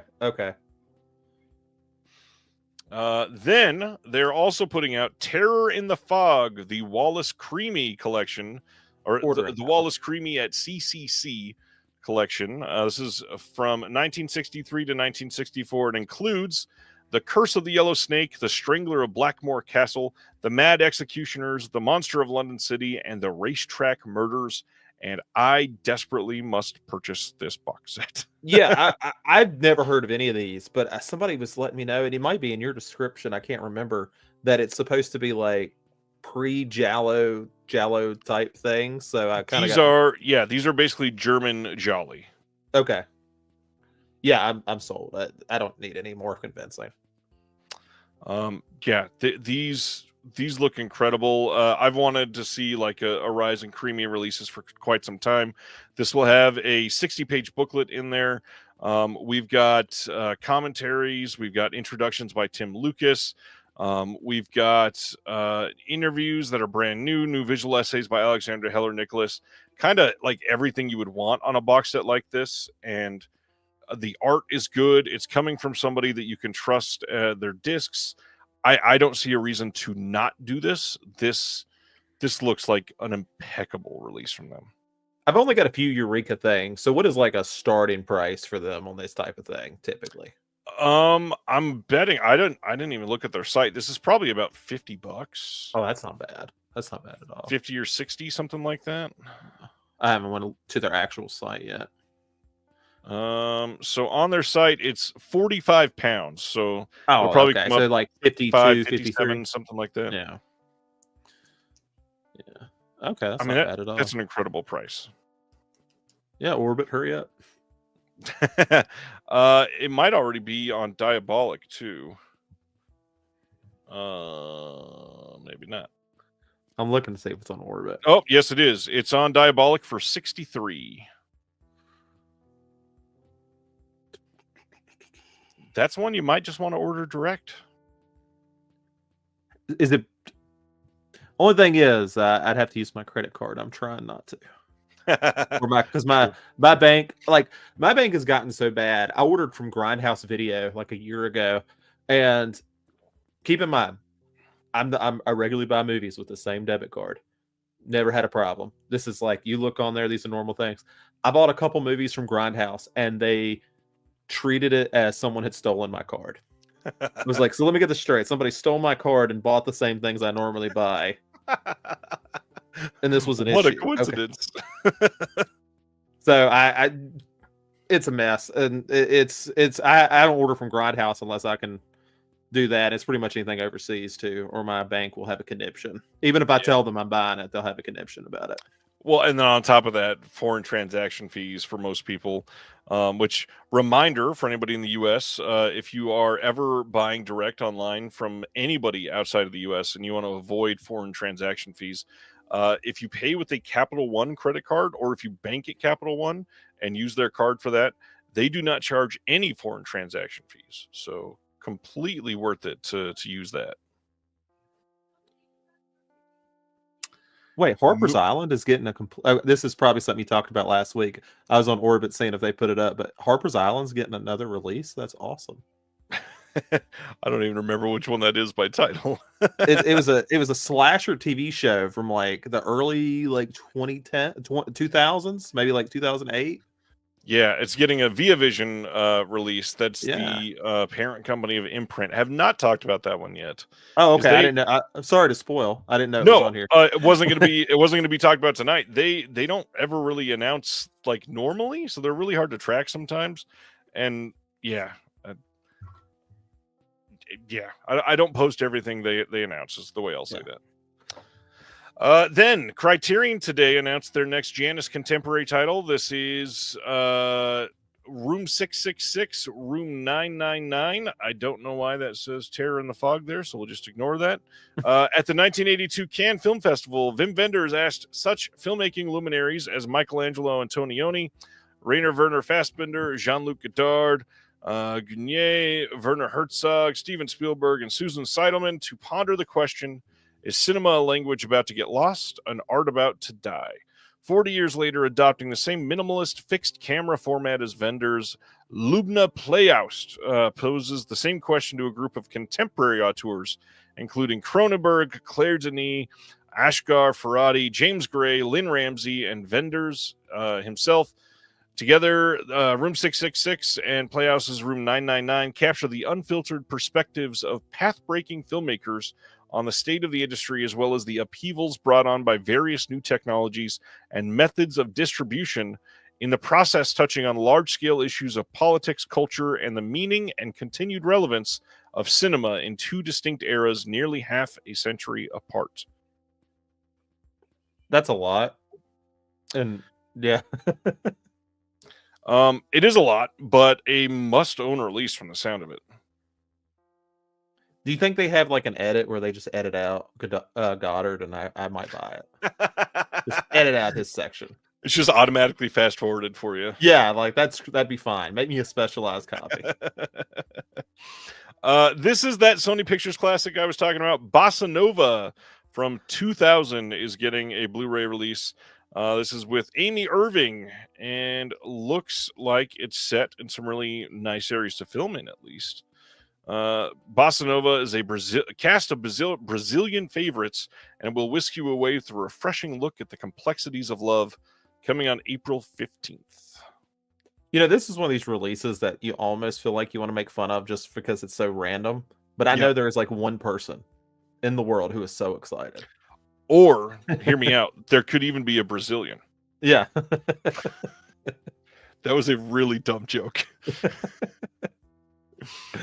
All right. That is not it. May 19th, the UK is getting a 4K Steelbook from Warner Brothers that they are calling their Ultimate Collector's Edition, and also a regular Steelbook release of Lethal Weapon from 1987, starring Danny Glover and the other guy. And this is going to have all kinds of stuff with it. It's got a rigid slipcase with a removable sleeve, a double-sided poster, 3 behind-the-scenes cards, 4 character cards. They haven't announced the on-disc features. I'm betting there won't be much new because it's Warner. I'm betting you love Lethal Weapon. It's got Mel Gibson in it, so there's a good chance for that. It's 90s, 80s and 90s Mel Gibson. Yeah, I like it. Yeah, 87. Yeah, it's a fun movie. Richard Donner directing, Shane Black writing. It's pretty good. I mean, I try to watch it during Christmas. You know, you got to get a Shane Black movie. It's a Christmas movie. Every Christmas. If Die Hard works, this works too. Well, if this isn't enough for you, they're also doing over in the UK, March 31st, a 4K Steelbook of A Clockwork Orange. No new extras, but it's nice to see this Steelbook existing. And on the same day, you can get one for Full Metal Jacket from Warner Brothers as well. I'd have to go pull my copy. Isn't that basically the same as the US's Clockwork Orange, but it's not orange? Yes, I think so. I'd have to go pull my copy out from the other room, but I'm pretty sure they're pretty close. Oh no, the US one is like the orange triangle overlaid over the characters walking towards you. I don't think it's the under the bridge scene, but yeah, it's actually quite a bit different. This is I see it now. Yeah, I see it. Tells you how often I pull that movie out. But the back is what I was thinking of. Yeah. Yeah. Oh, and I definitely forgot to say about Lethal Weapon. Sorry about that. This is the theatrical and the director's cut coming in 4K, which is a big deal. The director's cut has not been easy to see. It's not really a director's cut. They probably should just call it the extended cut because it was basically just deleted scenes put back in. But I actually like that cut better on that one. I don't know if I could tell you the difference between them. Are they significantly different? I can't even remember. They are actually, yeah. There's a handful of scenes that change it a bit, yeah. I'd be curious to know which one I've been watching. I just watch whatever. Probably if it's streaming, it's probably the theatrical one. Probably theatrical. I don't own it. I was just gonna make a dumb joke, but I like that Full Metal Jacket is being released in a Full Metal Jacket. I appreciate it. Thanks for the attempt. If those UK releases aren't enough for you, they're also doing a deluxe set for Dirty Harry. This is going to be the same steelbook that's being released everywhere else, but it also comes with a rigid slipcase, double-sided poster, the Scorpio crime scene map, which is, I don't know, maybe the coolest part about this, police file recreation, a suspect profile card, ransom note card, and then 9 other art cards, including behind the scenes and character cards. This one's coming through. Is this one of the Lionsgate Limited ones? Is that who the No, this is Warner Brothers. Warner Brothers. That's right. I'm getting them all mixed up now because they're all doing their own steals now. Yeah, especially Warner Brothers and over in the UK. That's for sure. I just wish they'd give the US the same amount of love. Yeah. Day of the Fight from 2024 getting a Blu-ray release on April 7th in the UK from Icon Film Distribution. Notable, I guess, primarily because of the cast. Michael C. Pitt, John Magaro, who I'm falling in love with, Steve Buscemi, Ron Perlman, and Joe Pesci in 2024. Joe Pesci. I thought he retired again. I had no idea that he did this, and here he is in Day of the Fight. Okay. Who directed? Does who directed this? It is Jack Huston. Huston, okay. It's from the producer of The Irishman and Joker. From the producer of Irishman and Joker. Day of the Fight comes a bold filmmaking debut from acclaimed actor turned writer-director Jack Huston, who was in Boardwalk Empire and House of Gucci. I'm really disappointed they didn't say from the producers of Joker 2. I think they should embrace it.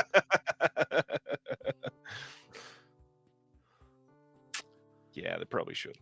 Icon is also doing Let's Get Lost on the same day, April 7th. This is a Chet Baker film. Renowned filmmaker Bruce Weber's Academy Award nominated doc following the late jazz great Chet Baker across the U.S. and continental Europe on what turned out to be the last tour and year of his life.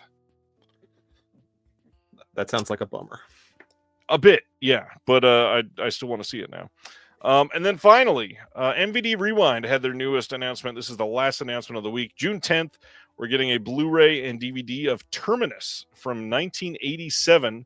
And Eric posted that as far as he can tell, this has never been on home video ever before, not even VHS. Wow. Yeah.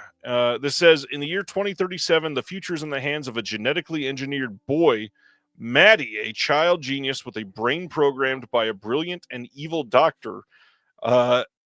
Maddie is the master of a sadistic cross-country rally with $100 million prize that no one has ever won, controlling Monster, a gigantic AI-operated storm truck that rumbles across the continent while being pursued by a squad of rebels determined to stop Monster before it reaches the end of the line.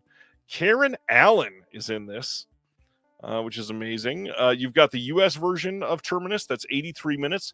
You also have the extended French version, which is 115 minutes. That is so much longer. And then the English version is in English. The French version is in French. You've got a new interview. Yeah, usually. You got a new interview with the star Jürgen Prochnow that is 15 minutes long. New making of Terminus, including interviews with a bunch of people from the film that's almost 50 minutes long. Photo gallery, and then if you buy it as it first comes out, you get the slip and the poster as well. I have never heard of this. But if you want to watch it, it's on Tubi. Good to know. But which version? I have no idea. Let me go on Tubi. It's probably the 83-minute one. Most likely, yeah. I can't imagine they randomly have well, you know what, I say that, but it would be like them to actually have the. Turns out Tubi has 3 versions for some reason. Like they found another one. You can also get the Ethiopian version. Hour 23 minutes. So yeah, they have an 83 one. Not bad. No. As always, we always cover what's coming out next week. Because it is the last week of the month, this is going to have all the VS and OCN titles, so we're going to skip over those. Amadeus 4K finally dropping next week. Reminder that is not both cuts. It's only one of them.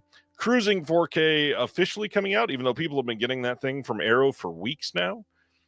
The Third Man 4K Steelbook from Lionsgate Limited. Chronos 4K from Criterion.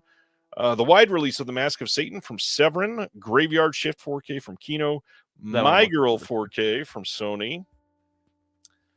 Performance 4K from Criterion. Body Parts 4K from Kino. Thong Girls wide release from Severin. The Forbidden Kingdom 4K from Lionsgate. That's an Amazon exclusive. Your Next 4K Steelbook from Lionsgate Limited. Hokuriku Proxy War from Radiance. Welcome to Fun City from Fun City Editions. Documentary Now, the complete series from Mill Creek. Doctor Who Sylvester McCoy complete season 2 from BBC. MXC Most Extreme Elimination Challenge Volume 2 is coming out next week, which I need to pick up again. The Conqueror from Kino, that is the John Wayne cancer movie. The Lady Assassin from 88 Films. Dinosaur Valley Girls from Visual Vengeance. The Cat from Radiance. Noble House from Kino. Evil Enko 4K from Unearthed Films. Revenge of the Radioactive Reporter from TerraVision is still scheduled to ship over the next week or so you can look forward to that. Gwen and the Book of Sand 4K from Deaf Crocodile, I think I said that right, is shipping starting this week. Hard Truths coming out. God, that is an ugly cover with the Blu-ray symbol multiple times there. It's a universal title. It must be. The Emperor Jones coming from Film Masters. Signals, a space adventure, and In the Dust of the Stars, also from Deaf Crocodile, shipping this week. Project Silence 4K over there from Cape Light. Dinner with Leatherface from the brand new Anchor Bay, back at it. Sony Pictures Classics titles of Character and Respiro coming out this week. Omar and Cedric from Oscilloscope getting its wide release. Yellow Dragons Village and Visitors from TerraVision shipping as well. Let me see. Devils from TerraVision shipping this week. Grow Up Tony Phillips shipping from TerraVision this week. Daddy from Anchor Bay. And I think that's it. There's a lot of stuff coming out this week. Yeah.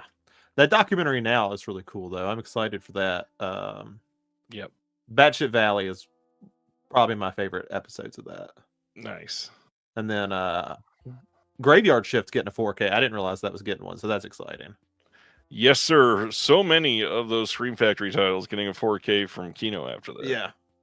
That's the Kino way. They did it to Criterion, now it's Scream Factory's turn. Aaron said, been waiting on that documentary now set. Craig says subscribers should be receiving their orders now from us. I know a few showed up on people's doorstep today. Wow, very nice. Mine should be here tomorrow. It's at my hub, but we'll see. I just got my shipping notification. Dang it.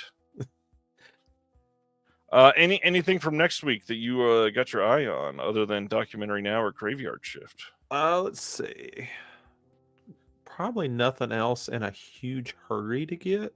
The You're Next, I'm kind of curious about, but I've literally owned that movie 4 times. Do you have the second sight?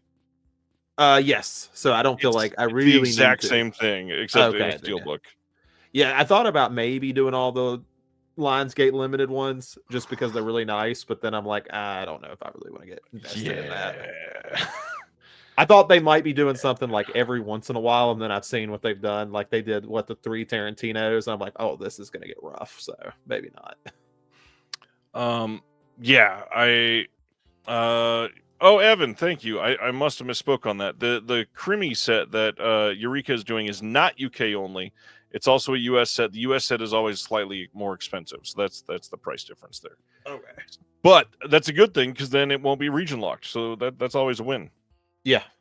I'm pulling out my region free player less and less, so that's a good thing. That is a good thing, especially with 4Ks, obviously. Yeah. You can play on my PS5. It's fine. All right. We are now into the big discussion for the night, which is a really fun one because not a lot of people talk about Larry Fessenden. When did you first discover Larry Fessenden, Zach? I'm trying to think. I didn't see any of his directorial movies for really a long time, but he's always been someone I've been aware of because he's acted in so much stuff. I would say probably around the time when I really started getting into movies and college, so probably around the time like Late Phases and Stakeland and all that was coming out, and he always played. Of course, I've seen him in You're Next. I was probably one of the first things I probably ever saw him in that I can remember. Right. And then Until Dawn came out around that time. I was a big fan of that. So he's always been someone I've been very aware of. But as far as like, and we'll get into this, but he's had such an odd career as a director he's kind of a hard one to get into on that era, even though I think most of his movies are actually really good, even though he's only made like 7 feature films. I mean, we had a hard part with this because technically, from what I found, he's done 10 feature length, but 3 of them are literally impossible to see. I can't find them online anywhere, even illegally. I can't find. There's not been a disc release for those 3. They're all 80s films. What's wild to me is this Scream Factory set, which I would love to be holding right now and showing you, but again, left it upstairs. I apologize. It basically was like, this is his career, but it's only those 4 films at that time, which is such an odd choice. And then they go out to put out pretty much everything that he's done after that on disc as well so far. Except for it's pretty much this from most recent 91, one. right? Yeah, and I mean, the tough part with that is, this is a guy who's really been a director. I think the earliest I saw was 73 when he made like a stop motion Jaws short film. And I mean, loved Jaws for a long time, which we'll talk about probably very early in this. Very early. But no, I mean, it's a guy who's been so involved. Like there's a guy whose reviews I like on Letterboxd, and he always calls him the patron saint of indie horror. And I've always liked that title, and I think it's a good descriptor for him. That's what he feels like. He's so involved in the indie horror scene, and I think he brings a lot of gravity to like what that movement can be. I mean, of course, I guess he's really the big mover on like mumblecore horror and Yeah. stuff like that. So I mean, guys like Ty West and Adam Wingard and stuff like that owe a lot to uh Fessenden in a lot of I ways. I love that the two main I guess nicknames or titles that I've seen given to him were that one, the king of indie horror or whatever, or not king, the patron saint of indie horror, and then the king of New York after one of Yeah. his films was a big deal. Which I mean, if you're owning those two superlatives, that's pretty damn great. Yeah, I mean, and the dude's obviously like incredibly well connected. I mean, he got to do a cameo in Killers of the Flower Moon. He shows up in like so much random stuff. Obviously, he's must be a very well liked guy. And I mean, interviews I've seen with him, he seems to be. Yeah, supposedly he's pretty great to work with. Not going to give away any choices yet, but I will say I definitely watched a lot of the extras on the discs this week. I wasn't definitely not able to give any time to commentaries because he does. I think he did them for every single film, but I must admit it seems like very fun sets. Everybody seems fun to work with. They seem like he is open to feedback, but also what's the probably not a great way to say this, like open to feedback, but he's also particular because he has he definitely has a vision for what he wants for his films. Yeah, every one of them, for the most part, have a style where if I seen, funny enough, when I was watching Beneath before I came on the show, this last one I needed to watch, and there was two movies called Beneath that came out in 2013, and I started Yeah. watching it, and I was watching one, and it had Jeff Fahey showed up, and I'm like, Jeff Fahey's in a Larry Fessenden movie, and then I started watching, I'm like, wait a minute, this is definitely a Larry Fessenden movie, and I had to go find the other one. I so tonight we're covering 7 films, all of his directorial films from 1991 and beyond. I also watched some of his shorts. We might mention those in passing probably afterwards, just slightly. But very, very interesting, varied career. He's definitely got a wide variety of styles and all that. But let's just get into it, Zach. We're going to be ranking his filmography. What's your number 7, Zach? Let's both talk about it. I feel like it's going to be the same one, but the number 7 I have on here is Beneath from 2013. Yes. And honestly, the thing that kind of sticks out to me when I look at his filmography is he has 7 films, and this is the only one that doesn't seem to have like a what I call a pair. You know, like Yeah. when you look at Wendigo and you look at the Last Winter, they kind of go together. Blackout and Depraved go together, which we'll talk Yep. a little bit about when we get there. And really, I think No Telling and Habit have like a very like similar through line through them that feel like very together. So Although No Telling and Depraved definitely go together too. I did. oh yeah. There's he has connections throughout, but it's Beneath just feels so by itself. Like yeah, you know, there's a few moments in it that are pretty okay. Like I actually like the fish design, like the big catfish. I think it's neat. The characters really kill this. Like it just feels like every indie horror movie I watch where just they substitute having a personality with being annoying. Yeah, there's not a single likable character in this film at all. No one has redeeming qualities. Nobody does anything to get you on their side. The dialogue is very cringy. I don't know if I said it out loud, but this is clearly my number 7 as well. And what's crazy is this is number 7, and there could have been I don't like 15 other films between this and number 6. I feel like the rest of this list are films that I truly really enjoyed other than this one. Yeah, and I would love to. This might be one I would actually like to listen to his commentary on, just to kind of Yeah. see. My guess is this is probably, from what I can tell, this might be the first time he used film, which I don't think the film looks bad, but it's kind of weird to take like a 7-year hiatus and then come back with this, and Did then you mean take first time another you used hiatus. digital?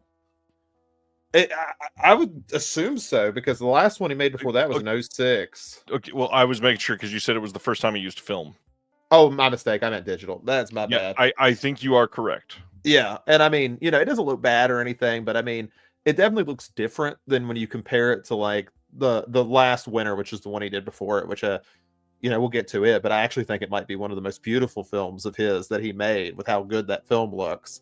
And then to go to this one, it's just kind of, it feels like a movie I would have just randomly found on like Amazon Prime or something and killed an afternoon with. It doesn't really feel like anything Well, and I guess special.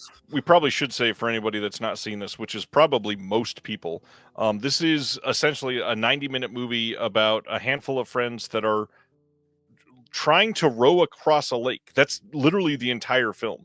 You start the movie with them on the edge of the lake with a rowboat, getting it to the water and trying to go across, basically, in the first 70 seconds of the film. Yeah, and it takes a lot from me. It looks like a lot like it's the inspiration for Open Water, which is not a great sell for me because I don't particularly like open water as a concept.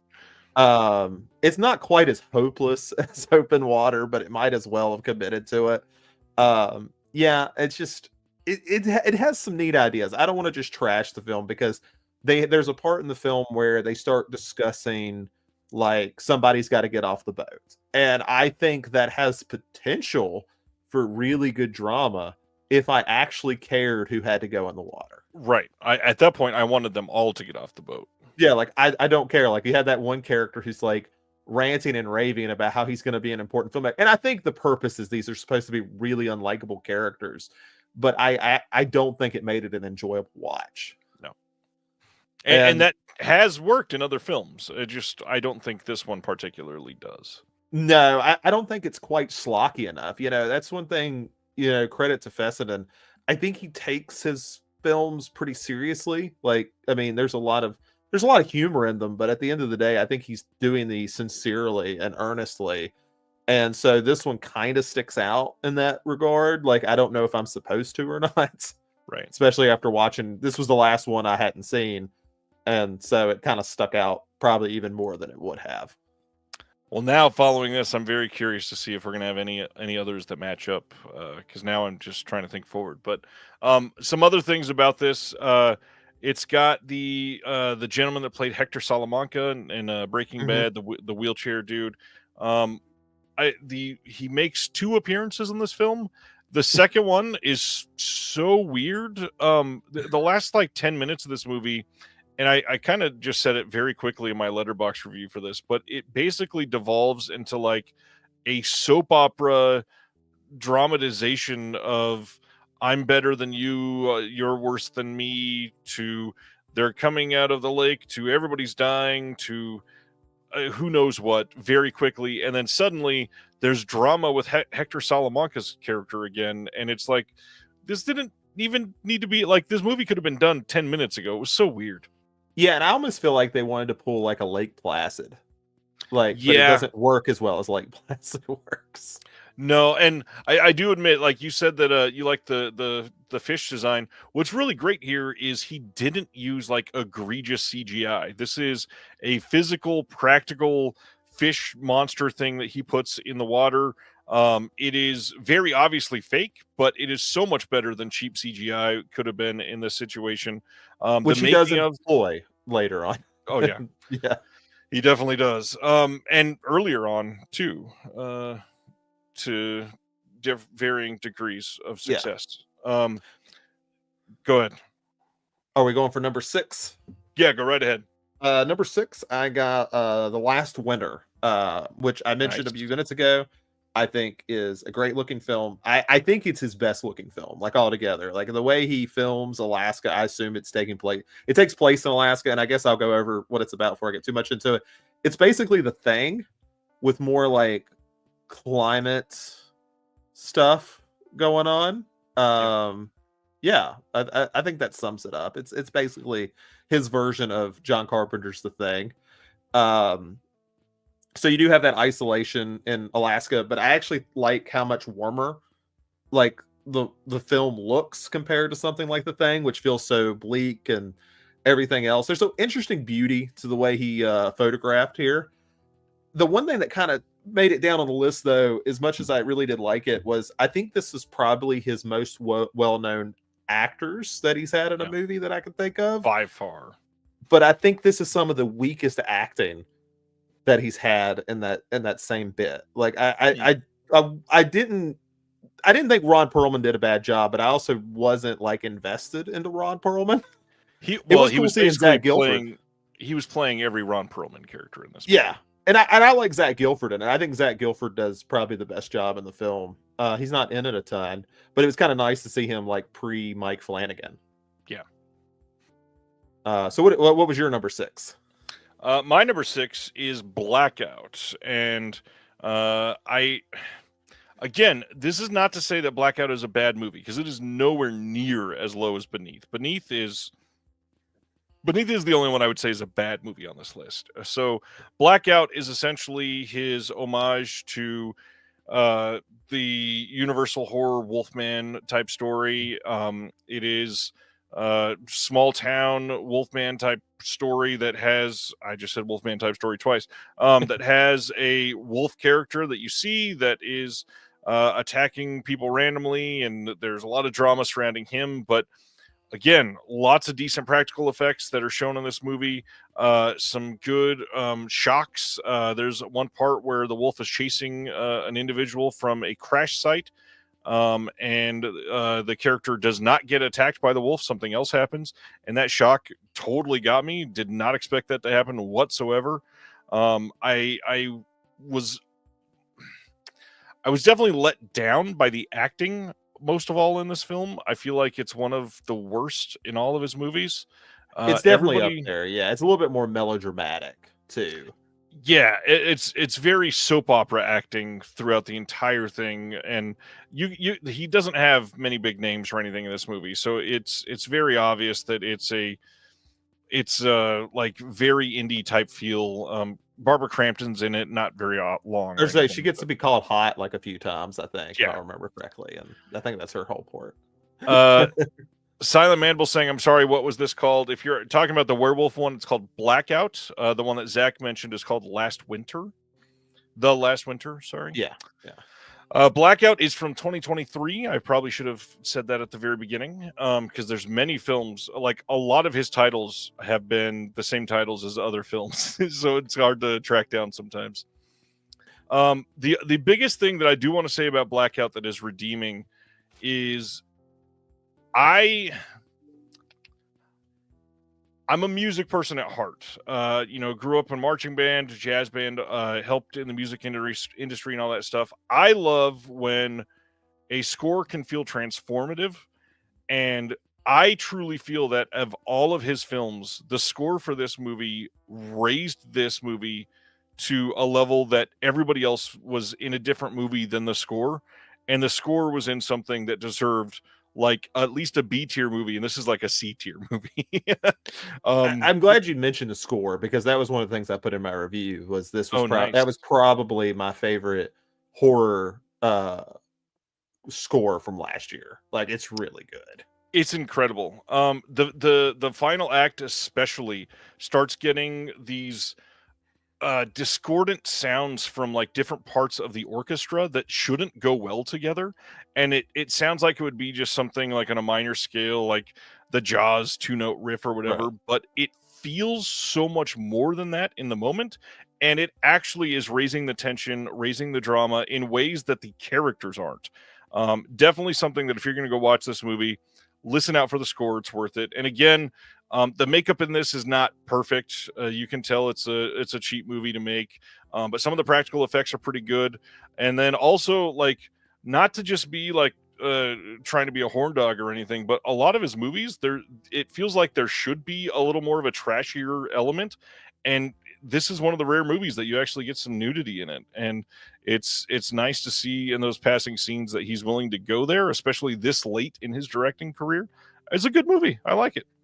Yeah, and it makes me interested, and I hate to kind of do this because I want to try to be vague, but I am excited, like, that there does seem to be, because where he has such a long time between movies, he's obviously really excited to like build off of like Depraved and Blackout, and I'm excited for that. Like, I'm like, this dude wants to create a cinematic universe now. Cool. I would love to see what an indie cinematic universe looks like. Like, go for it, man. I did want to remind people too, Blackout, you probably don't remember, but we talked about this a year ago, something like that. This got a release from Dark Sky Films on their Dark Steelbook, Sky. right? not a steelbook. This is one of those things where they were kind of Vague. That's right. they were vague. It had the rounded corners, and everybody thought it was a steel, but it's just a slipcover. What's great about it is I saw it at the time and went, the art is kind of cool, I guess, from like a little interesting way. But then you watch the movie, and there's an animated scene in this The movie. rotoscope. Yeah, it's so cool. It is so good, and now that slipcover makes so much more sense and fits. It is an incredible looking release for this movie. Definitely something that if you've never seen it before and you only saw that release, it probably wouldn't entice you to buy it. But after you've seen the film, you're going to be glad if you do own that disc. Yeah, and it's one of those things too where I think what makes there'll be times we're going to talk about kind of the weaker CGI, but when he takes these opportunities to say, okay, I have something I want to do. How do I do this within my budget? Like budget of what I have from Glass Eye, his own company. But it's like, okay, werewolf transformations look like garbage when they're not done when they're done way too cheap. Yeah. Why don't I just rotoscope it? It makes it unique. It's not expensive. That's cool. Like I think that's when I went through these, I think that was always what I was impressed about, was he'd have these bigger ideas and he'd find a way to make them work within these really small budgets. Yeah, he is clearly one of those filmmakers that is, he's told, and this happens a lot on films that are around the budget that he's doing. He was probably told, like, we'll give you $2 million to make this. And then after he shot for a couple of weeks, they went, oh, well, maybe we can do $1.5 million. And other directors have been like, well, fuck, I can't do it then, or something. And he's just like, okay, we'll make the best of it that we can. And he goes through and makes something that is genuinely successful. It just hurts when he can't do what he clearly is seeing in his mind. Yeah, and I mean, sometimes there is just a limitation. Like we'll probably talk about last winter when we get to yours, but yep.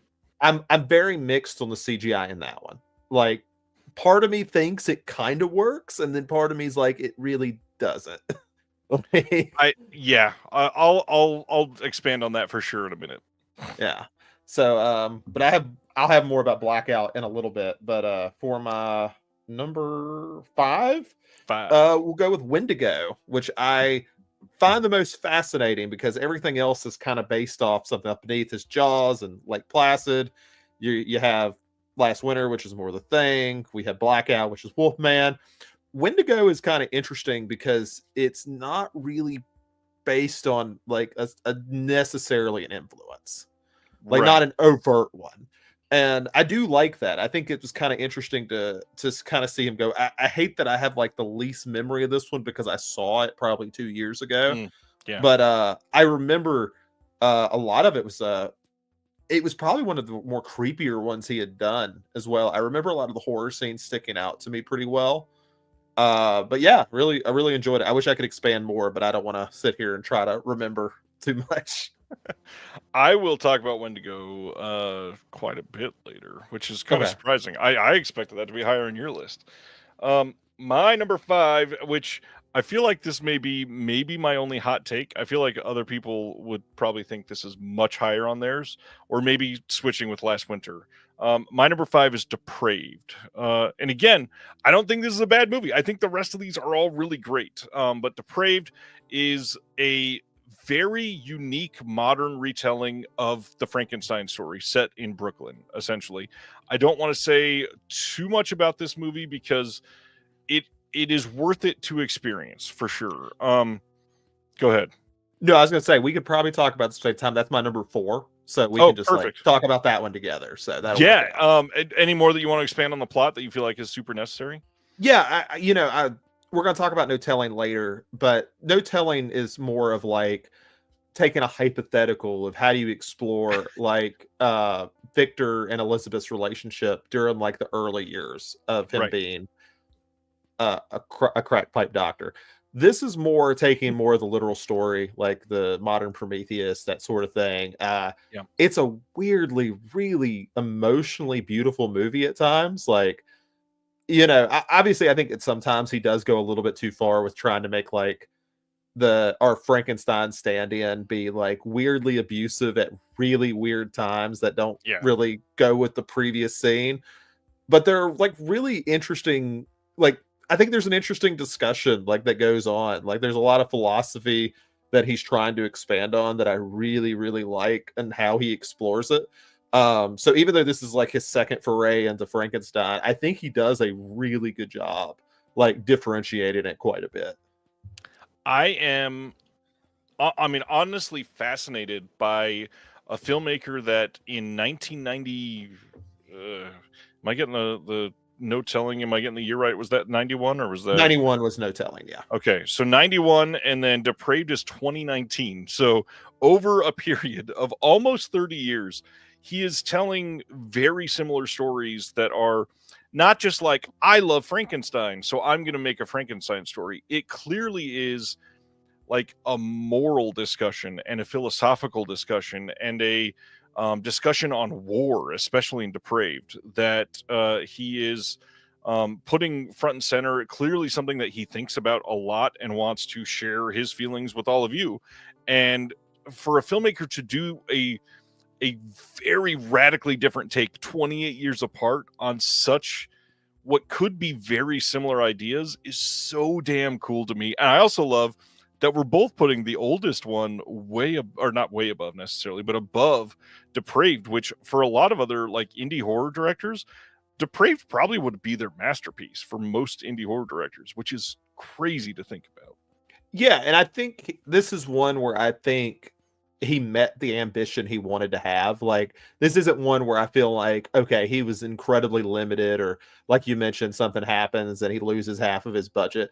As the film goes on and we get towards the end, you still feel like there is an ambition going on, even though you're Right. starting to feel a little bit more of the beats from Frankenstein, the story. Um, I really do have this as probably like, as far as Frankenstein retellings, they would easily probably make my top 5, which means the other one would as well. I think he's Wow. really good at the story. I think he's just really good at telling this type of story. Wow. Yeah, I would agree. He is pretty great at and see that's why I don't like Beneath so much, because there are people that you would think would not be empathetic in this film that you feel like definitely feel their side of things for. So you know that he can do it, but the restrictions, I guess, of 5 or 6 characters, whatever it is, in this tiny little rowboat on a lake makes Beneath so much worse. Anyways, we already shit on Beneath enough. Yeah. But it's like the scene where the Frankenstein's monster is going into like the bar, and he meets that girl and everything. And I think that there's a weird sweetness in there, and because you're already familiar with the Frankenstein story, you kind of know where this is going to go, and it's not going to Right. go well. But I still like that he's able to pull like that knowledge. It reminds me of like, where Cameron was having an interview where he's talking about like why Avatar resonated with so many people. He's like, or he actually was talking about Titanic too. He's like, part of storytelling is when your audience knows something, you're able to pull on that. He's like, you don't pretend they don't know what the story is.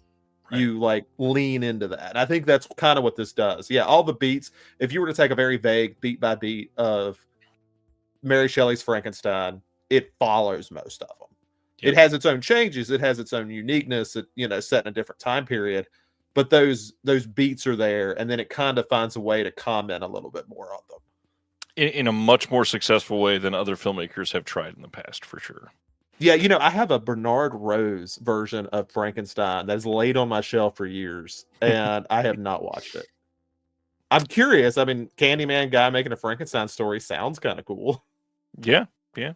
But my number 4 is one that you already talked about. This is The Last Winter for me. So 2006 is The Last Winter, like Zach said. Very beautiful take on an Arctic circle tale. They are in the uppermost part of Alaska. A couple other things that you did not touch on. Probably should explain why there's CGI in this film. So you find out after probably about midway through the second act, that there is something drawing some of these characters to a place, and a place that is very unsafe when you're in the Arctic Circle. And they are starting to be in dangerous situations, somebody dies, and based on that, things start to turn into chaos. And when you see this character being drawn somewhere, thankfully he documented it, and that video is the first time that you truly see like a good view of the CGI that he's going to use in this film. And it, from what I read afterwards, it's pretty controversial because it's not great CGI. That being said, this is meant to be like mythical and Yeah. sort of ethereal. And so I kind of think it really works, especially at the end of the third act. Yeah, I think because that was kind of where I was stuck at, because I would not call it like objectively good CGI. Right. But I do think he sets it up well, because he does like the Aurora Borealis at one Yeah. part, and it kind of leans into that to a Yep. degree. I think to me, it comes down to more the question: did it make up for because as we talk about, he likes Jaws, so a lot of his films wait a long time to show anything. Whether that's because of limitation or because you're gonna make up for that, you're gonna have like a payoff to that. And I don't know if it quite pays it off for me to that degree, because I'm like, yeah, I kind of get what he's going for, but it doesn't quite work as well as I would hope it would. Right. The other thing I want to point out, I don't know how much of a spoiler this is, but midway through the second act, or closer to the end of the second act, there is I don't really want to say action set piece, but there is a sudden chaotic happenstance that really made me turn my favor on this film. I was kind of like impressed with some of the things that he was doing, but sort of about it. Yeah. And then that happened, and I loved how he filmed that. I love how he handled that. I love how it changed the entire dynamic of the film. It was necessary to advance the story, obviously, but they did not have to go as hard as they did in this movie. And it seems like that was a huge portion of the budget on this film, because the way they took care of that is great. And I really hope people go and see The Last Winter, because it's incredible. So I don't want to spoil what happens, but it it is such an incredible scene that you are not expecting until you realize, and you're like too late to realize that that's about to happen. Yeah, I was very impressed, because honestly, I didn't expect anything like that. Like, I figured it was going to be a little bit more, where he's done a lot of mumblecore. You kind of expect like low action, if any action, in movies like this. So for him to have like a big set piece like that's really cool. I agree. Okay, so on to your number 3. Number three for me is Blackouts. I actually had it between 4 and 3. I couldn't decide if I liked it or Depraved better. I ended up going with Blackout, even though I think it's a lot more flawed. We talked about quite a bit of the flaws in this film. I think the acting is on the weaker end of his stuff, but I just love the style of it. Like, I love the music. I love the rotoscoping.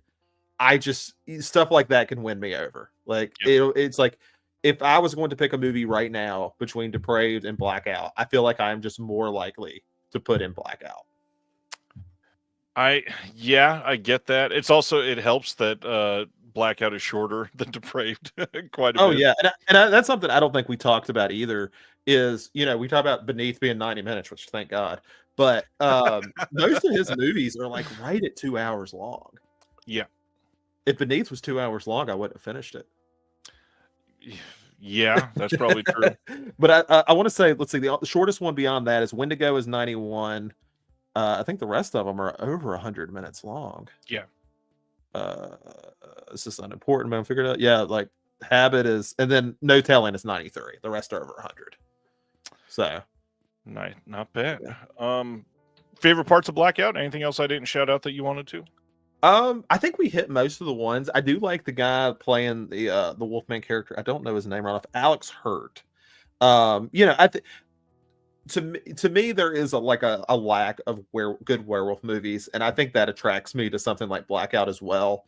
I love werewolf movies. There's just not many good ones, so I'm always willing to like forgive a little bit more. But I really think he took a lot from probably one of my favorite ones, which is Late Phases, and talked a lot more about like okay, we don't have to worry about the wolf stuff if we're like talking about something else. Obviously, in this one, it's substance abuse, which is not uncommon for Wolfman type movies to talk about like alcoholism or violent rages or things like that. But have you seen Late Phases before? Because I think he produced that, if I remember Don't correctly. think so. I was just looking it up to see if I had. Same guy who plays in Mister and Stakeland plays the main character. He is a blind veteran, and he moves into a retirement home by force. And the first night, his German Shepherd is killed by a werewolf, and he realizes this is what it is. And he spends the next month like preparing how he's going to do this, even though he's blind, like how he's going to like kill these werewolves and stuff. And a lot of it's just him, he's a very angry person in general. He's very hard to get along with. So it's a lot about him reaching out and, people trying to reach out to him. And it's honestly pretty funny at parts because he's just so hateful to all the people he doesn't like in the nursing home. Yeah. So it's one of my favorite werewolf movies. Fessenden, I think, plays a small character in it as well, and he did produce it. But I think he took a lot from that. And I think that's one, if you haven't seen it, go see Late Phases. It's a fantastic movie. And it has that guy. I wish I could think of his name right off. I could look it up. But I thought he was gonna like really get big in like indie horror and stuff. The guy who played Mister in Stakeland, Nick Demichi. Because he was doing that. He did Late Phases. He did Cold in July. I was like, okay, this guy was everywhere for like 2016, and then he just kind of fell off the radar. I was very disappointed. That'll do it.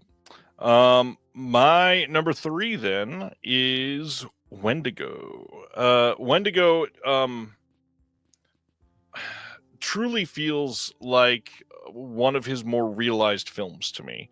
And the only thing I don't like is the acting is pretty rough in a few scenes in this. But there are so many in it too, right? Like it's got child actors. Yeah. It's got a child actor from Malcolm in the Middle. That's right. That's who that is. That's right. Wendigo starts with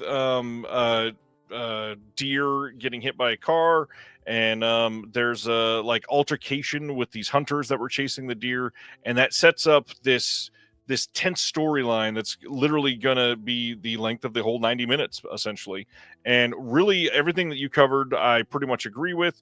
The only thing I want to point out is there is, I don't know, 5 times in this film that Larry Fessenden takes the way that he is either zooming into something or doing a montage and does it in this fashion that if you want a visual reference, what you're thinking of, go back to the scene in the very first Scream film where Drew Barrymore is up in the tree hanging and Wes Craven cut out every other frame, and so it feels jittery as it's running up to get a close-up on her face.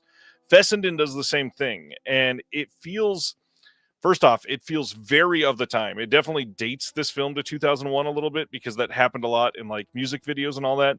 But I don't think it's a bad thing. I think it's a really unique touch that sets this film up to be like it has an identity because of the editing that he uses in this movie. It is a really great touch to make you remember scenes, to feel invested, to feel like you're jumping forward in time, even if it's just a couple hours.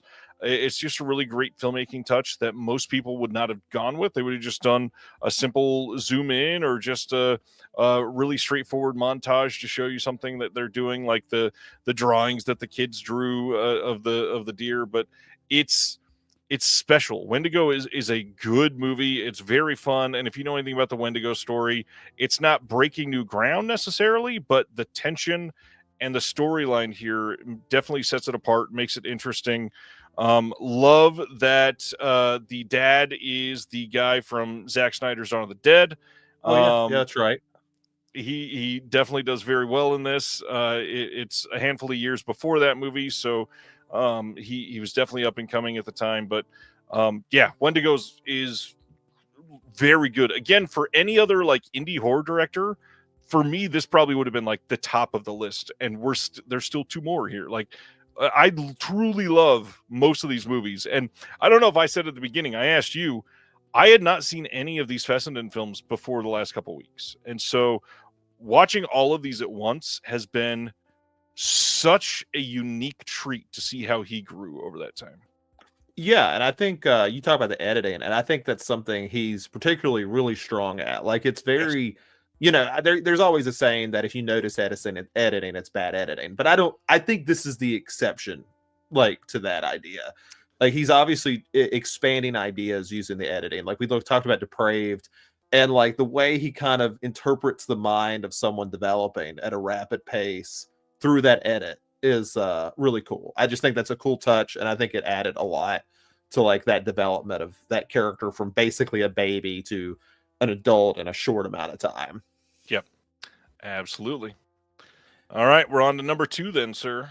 Number 2, I'm gonna go with Habit. Um, so Habit is fantastic. It's obviously his most personal film. I don't even think it could really be denied. I mean, even the story he No. tells the girl on how he lost his tooth, which is a very iconic part of Fessenden as his overall look, is the true story on how he lost his tooth. So, I mean, obviously it means a lot to him. He's acting in it primarily, which is something we don't see a lot, which is disappointing because he's a really good actor. He's Like, actually very good, yeah. yeah, I worried a little bit the first time I watched this. I'm like, okay, this dude mostly does cameos. He's always good in those cameos, but can he carry a whole film? And absolutely he can. He carries this thing with the actress Meredith Snader. I say that's her name. I probably mispronounced it, but she's great in this too. Like they have really strong chemistry in this. They do an excellent job. Um yeah. I'm going to talk about this movie in a minute, but I love this movie. Okay. My number 2 then is the only other one that's left. No Telling, which I love that this has the subtitle of Or the Frankenstein Complex. No Telling is, like we alluded to earlier, his other Frankenstein story. Some interesting things about this is it's a little more of a secretive Frankenstein film, as he's doing things in this. I don't know what you call it. It's not a shed, but it's not much bigger than that. She Um, shed. yeah, in a Yeah. way, he's doing things in secret, in so much as even like demanding that they put in an intercom so that his wife can't come bother him, and just call me, and I'll stay out here, and all this other stuff. And you find out, well, viewers know throughout most of this that he's doing this, but the town finds out that he's Frankensteining things near the end of the film. But yeah, this movie is genuinely great. Super well acted, especially for like the earliest film that we're talking about here on this list. Really great performances, like I said. Some of the effects in this are great, and then others are laughably bad. Even so much so as there is a horse literally made out of wood in this movie. Yeah, I remember that. Yeah. But there are scenes in this that I could understand a lot of people being unhappy with, because this is a Frankenstein movie about animals, essentially. We are a house that worships animals, and my wife sat down to watch this movie with me and fell asleep like 7 minutes into it. It wasn't because of the movie; it's because she was exhausted, and I was so glad that she did. She would have hated this movie with some of the ways that they show things. Yeah, and and that's one of the things, we look at the original story, you basically have Victor Frankenstein getting body parts from criminals. And I'm not sitting Right? there saying criminals aren't, worthy of things, but it does bring a comfort to people. It's Yes. like, hey, it's criminals, these are murderers and rapists, it's fine.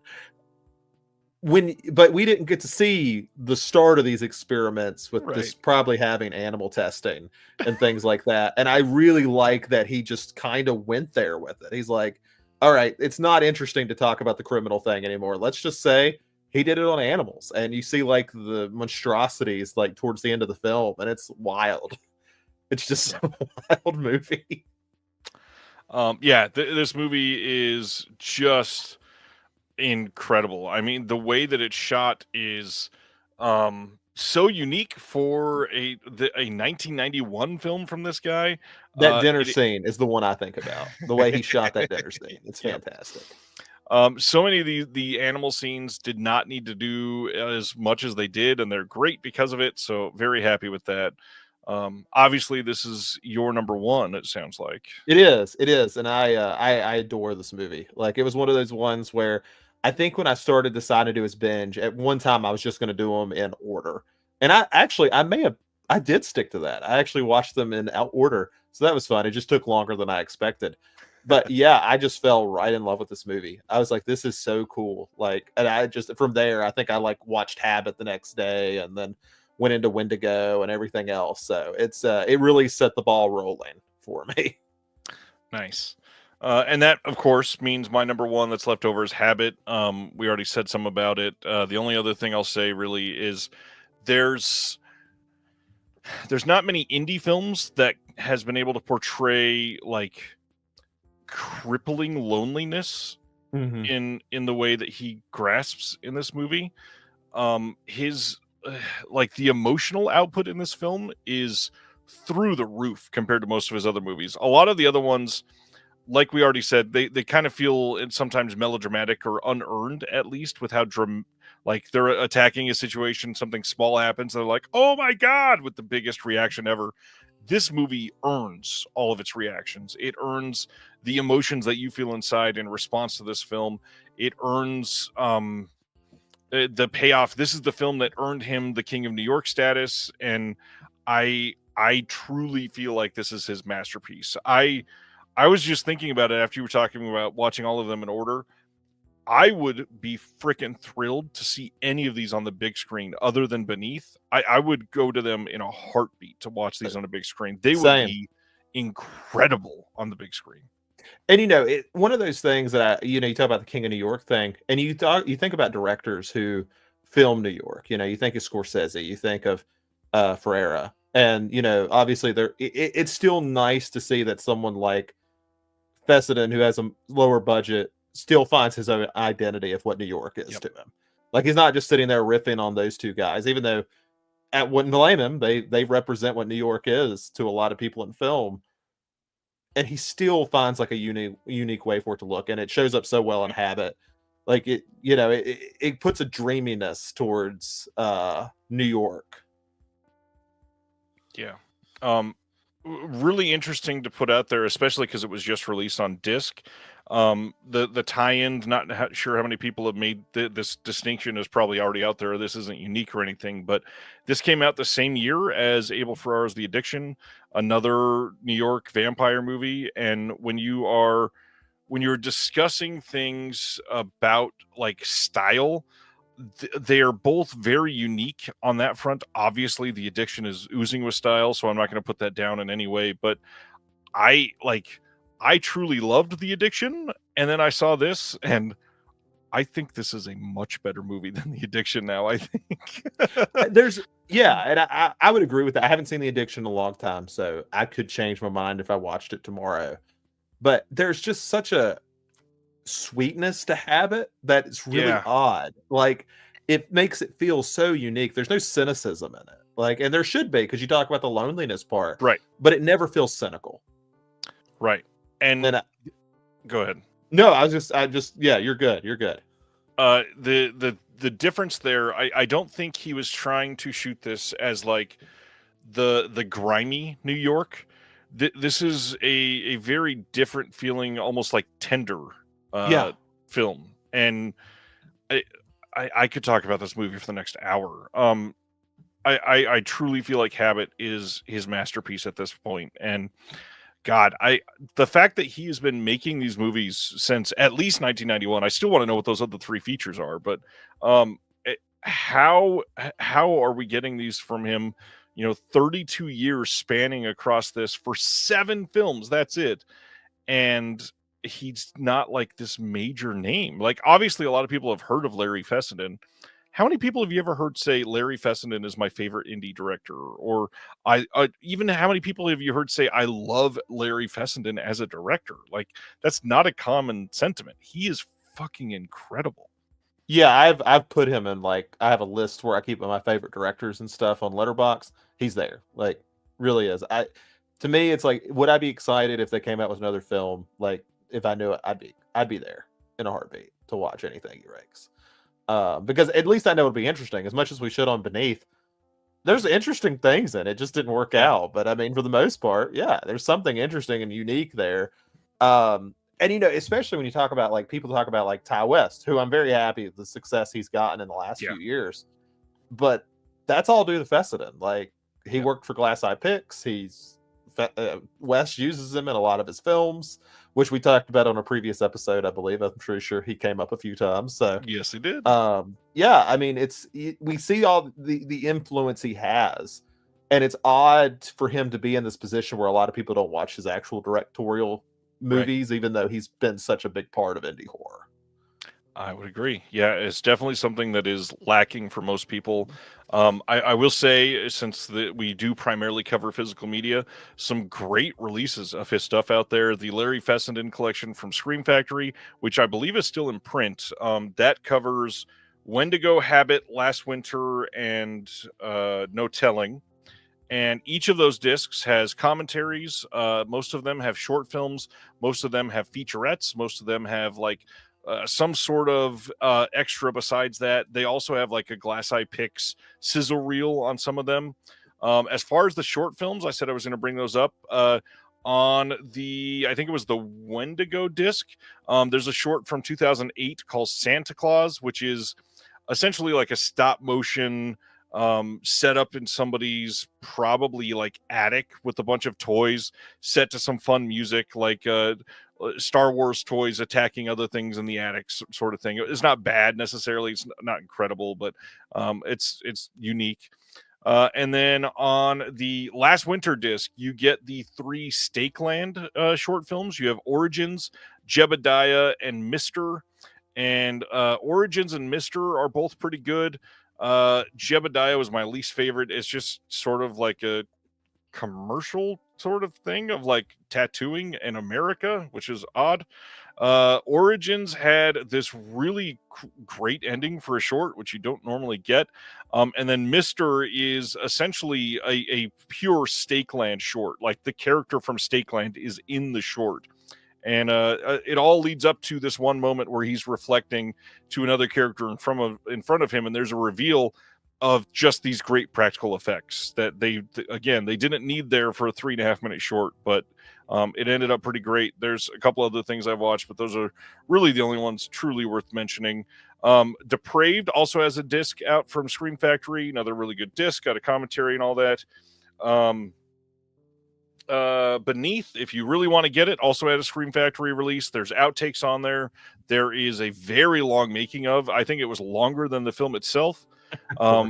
What I watched was very good. I didn't watch the entire thing because I could not take it. But it really starts off with them in somebody's studio building this fish and just really showing like we care practically how this works, that it moves like a real fish. They showed all the teeth and all the things that they put genuine time into making it look great. Pretty decent making of. And if you love the movie, watch the whole thing. It is worth it. And then, like I said, Blackout is out from Dark Sky, and I think that covers everything. Yeah, all Yeah, 7. I think so. Yeah, I did want to note that it does look like the Larry Fessenden collection is out of print. God damn it. Yeah, he'd still advertises on his site, but I can't even find the Scream Factory listing for it anymore. Like I can't even find it from them. So, but yeah, about $100 somebody wants it. But yeah, I'm looking at his site. He sells Wendigo toys. Just wild. This site, like honestly, he has an extensive site. Like I was going on there looking at the Larry Fessenden collection on there. You want to talk about like putting detail of what this release is? It's like extensive. So a lot of stuff here. He's got a comic book too. Good God. Yeah. So go check out Glass Eye Pix. You want to see all the random stuff he's got because it's a bunch. Amazing. I might need to buy some Wendigo toys.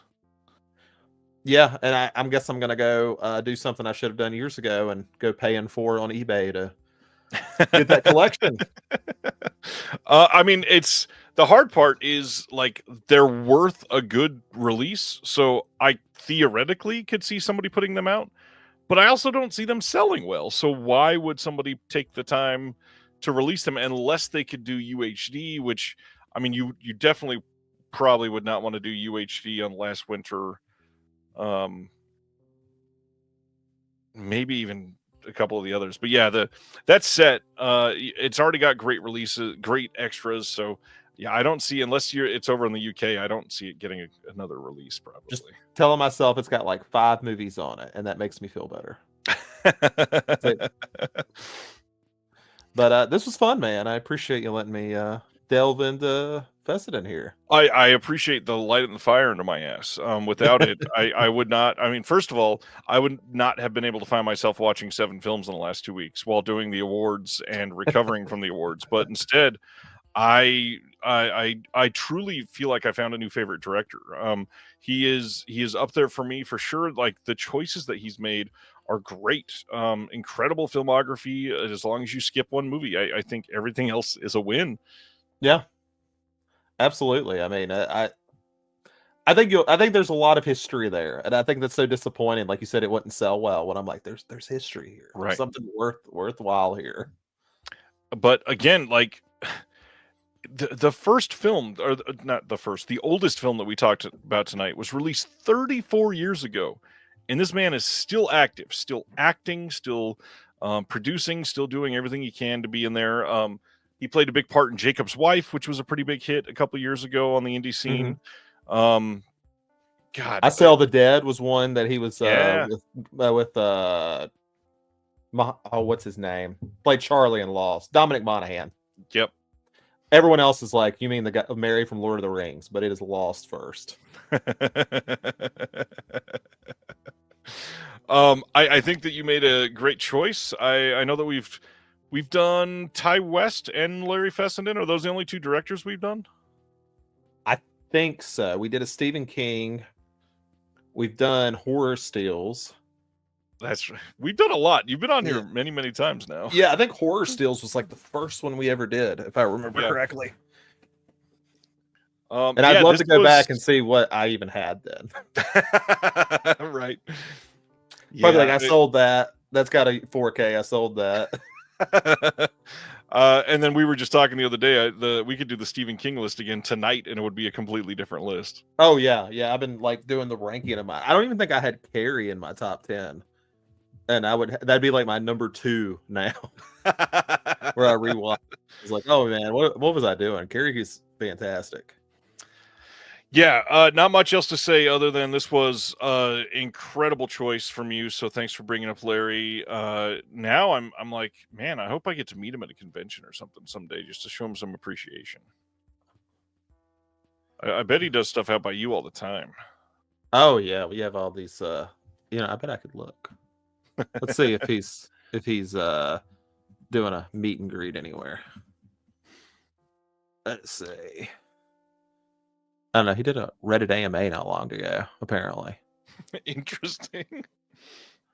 I guess to do for Blackout, which is kind of funny. But yeah, nothing right now, but I'm sure he does. Yeah, you're right. I mean, we get so much stuff out here in like Charlotte and stuff. Asheville. Right. Other than that, anything coming up for They Live by Film or any other shows you want to mention? Well, we got the Nosferatu one will be our next They Live by Film. Oh, that's I'm right. sure. Yeah, I'm sure we'll have some interviews. I don't do the interviews, so I can't tell you the order of those. Chris does them, and then Adam figures out the order. So I don't know if I started naming people, I wouldn't even know who was who.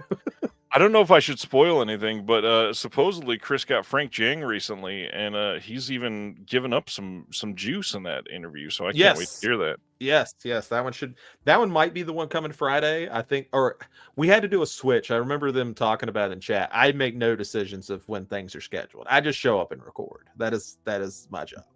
So that should be coming up, and of course, we also have Punk Vacation and Radiance. I believe Adam he has taken a month off or he will be taking a month off. So I think he's doing January and February together. I think is how he's going to be doing his release discussion. But yeah, we got all that going for us. So come check us out. Speaking of Chris, I probably should have said this earlier because it's really exciting, and most people have probably checked out because of all the the Larry Fessenden fans. All 3 of us are here left, but probably should share that the Mondo Macabro podcast today. Chris sat down with the one and only Tom Mess, who has been on so many incredible releases, done incredible research on Asian titles and just Asian film in general. And his conversation with Chris is incredible. Getting the nuance behind how Tom speaks 5 different languages and his research process and everything that he needs to. I don't know. It's kind of wild that like these little podcasts like Radiance and Mono Macabro and some of these we're getting like Kim Newman to sit down with the Adam and Chris with Tom S and Sam Deegan on some of these episodes, and it's just so cool that these people are willing to share some of their time to talk about something that they love. I want to get the name of the podcast right. So I was on one that I should be on an episode coming up very soon. I just listened to his first episode. Tumbleweeds and TV Cowboys. Hunter Robinson. Yes, so I should be coming up on an episode very soon. We recorded that a while ago, so I'm curious. I don't usually re-listen to myself, but I'm actually curious what I said. So see how it went.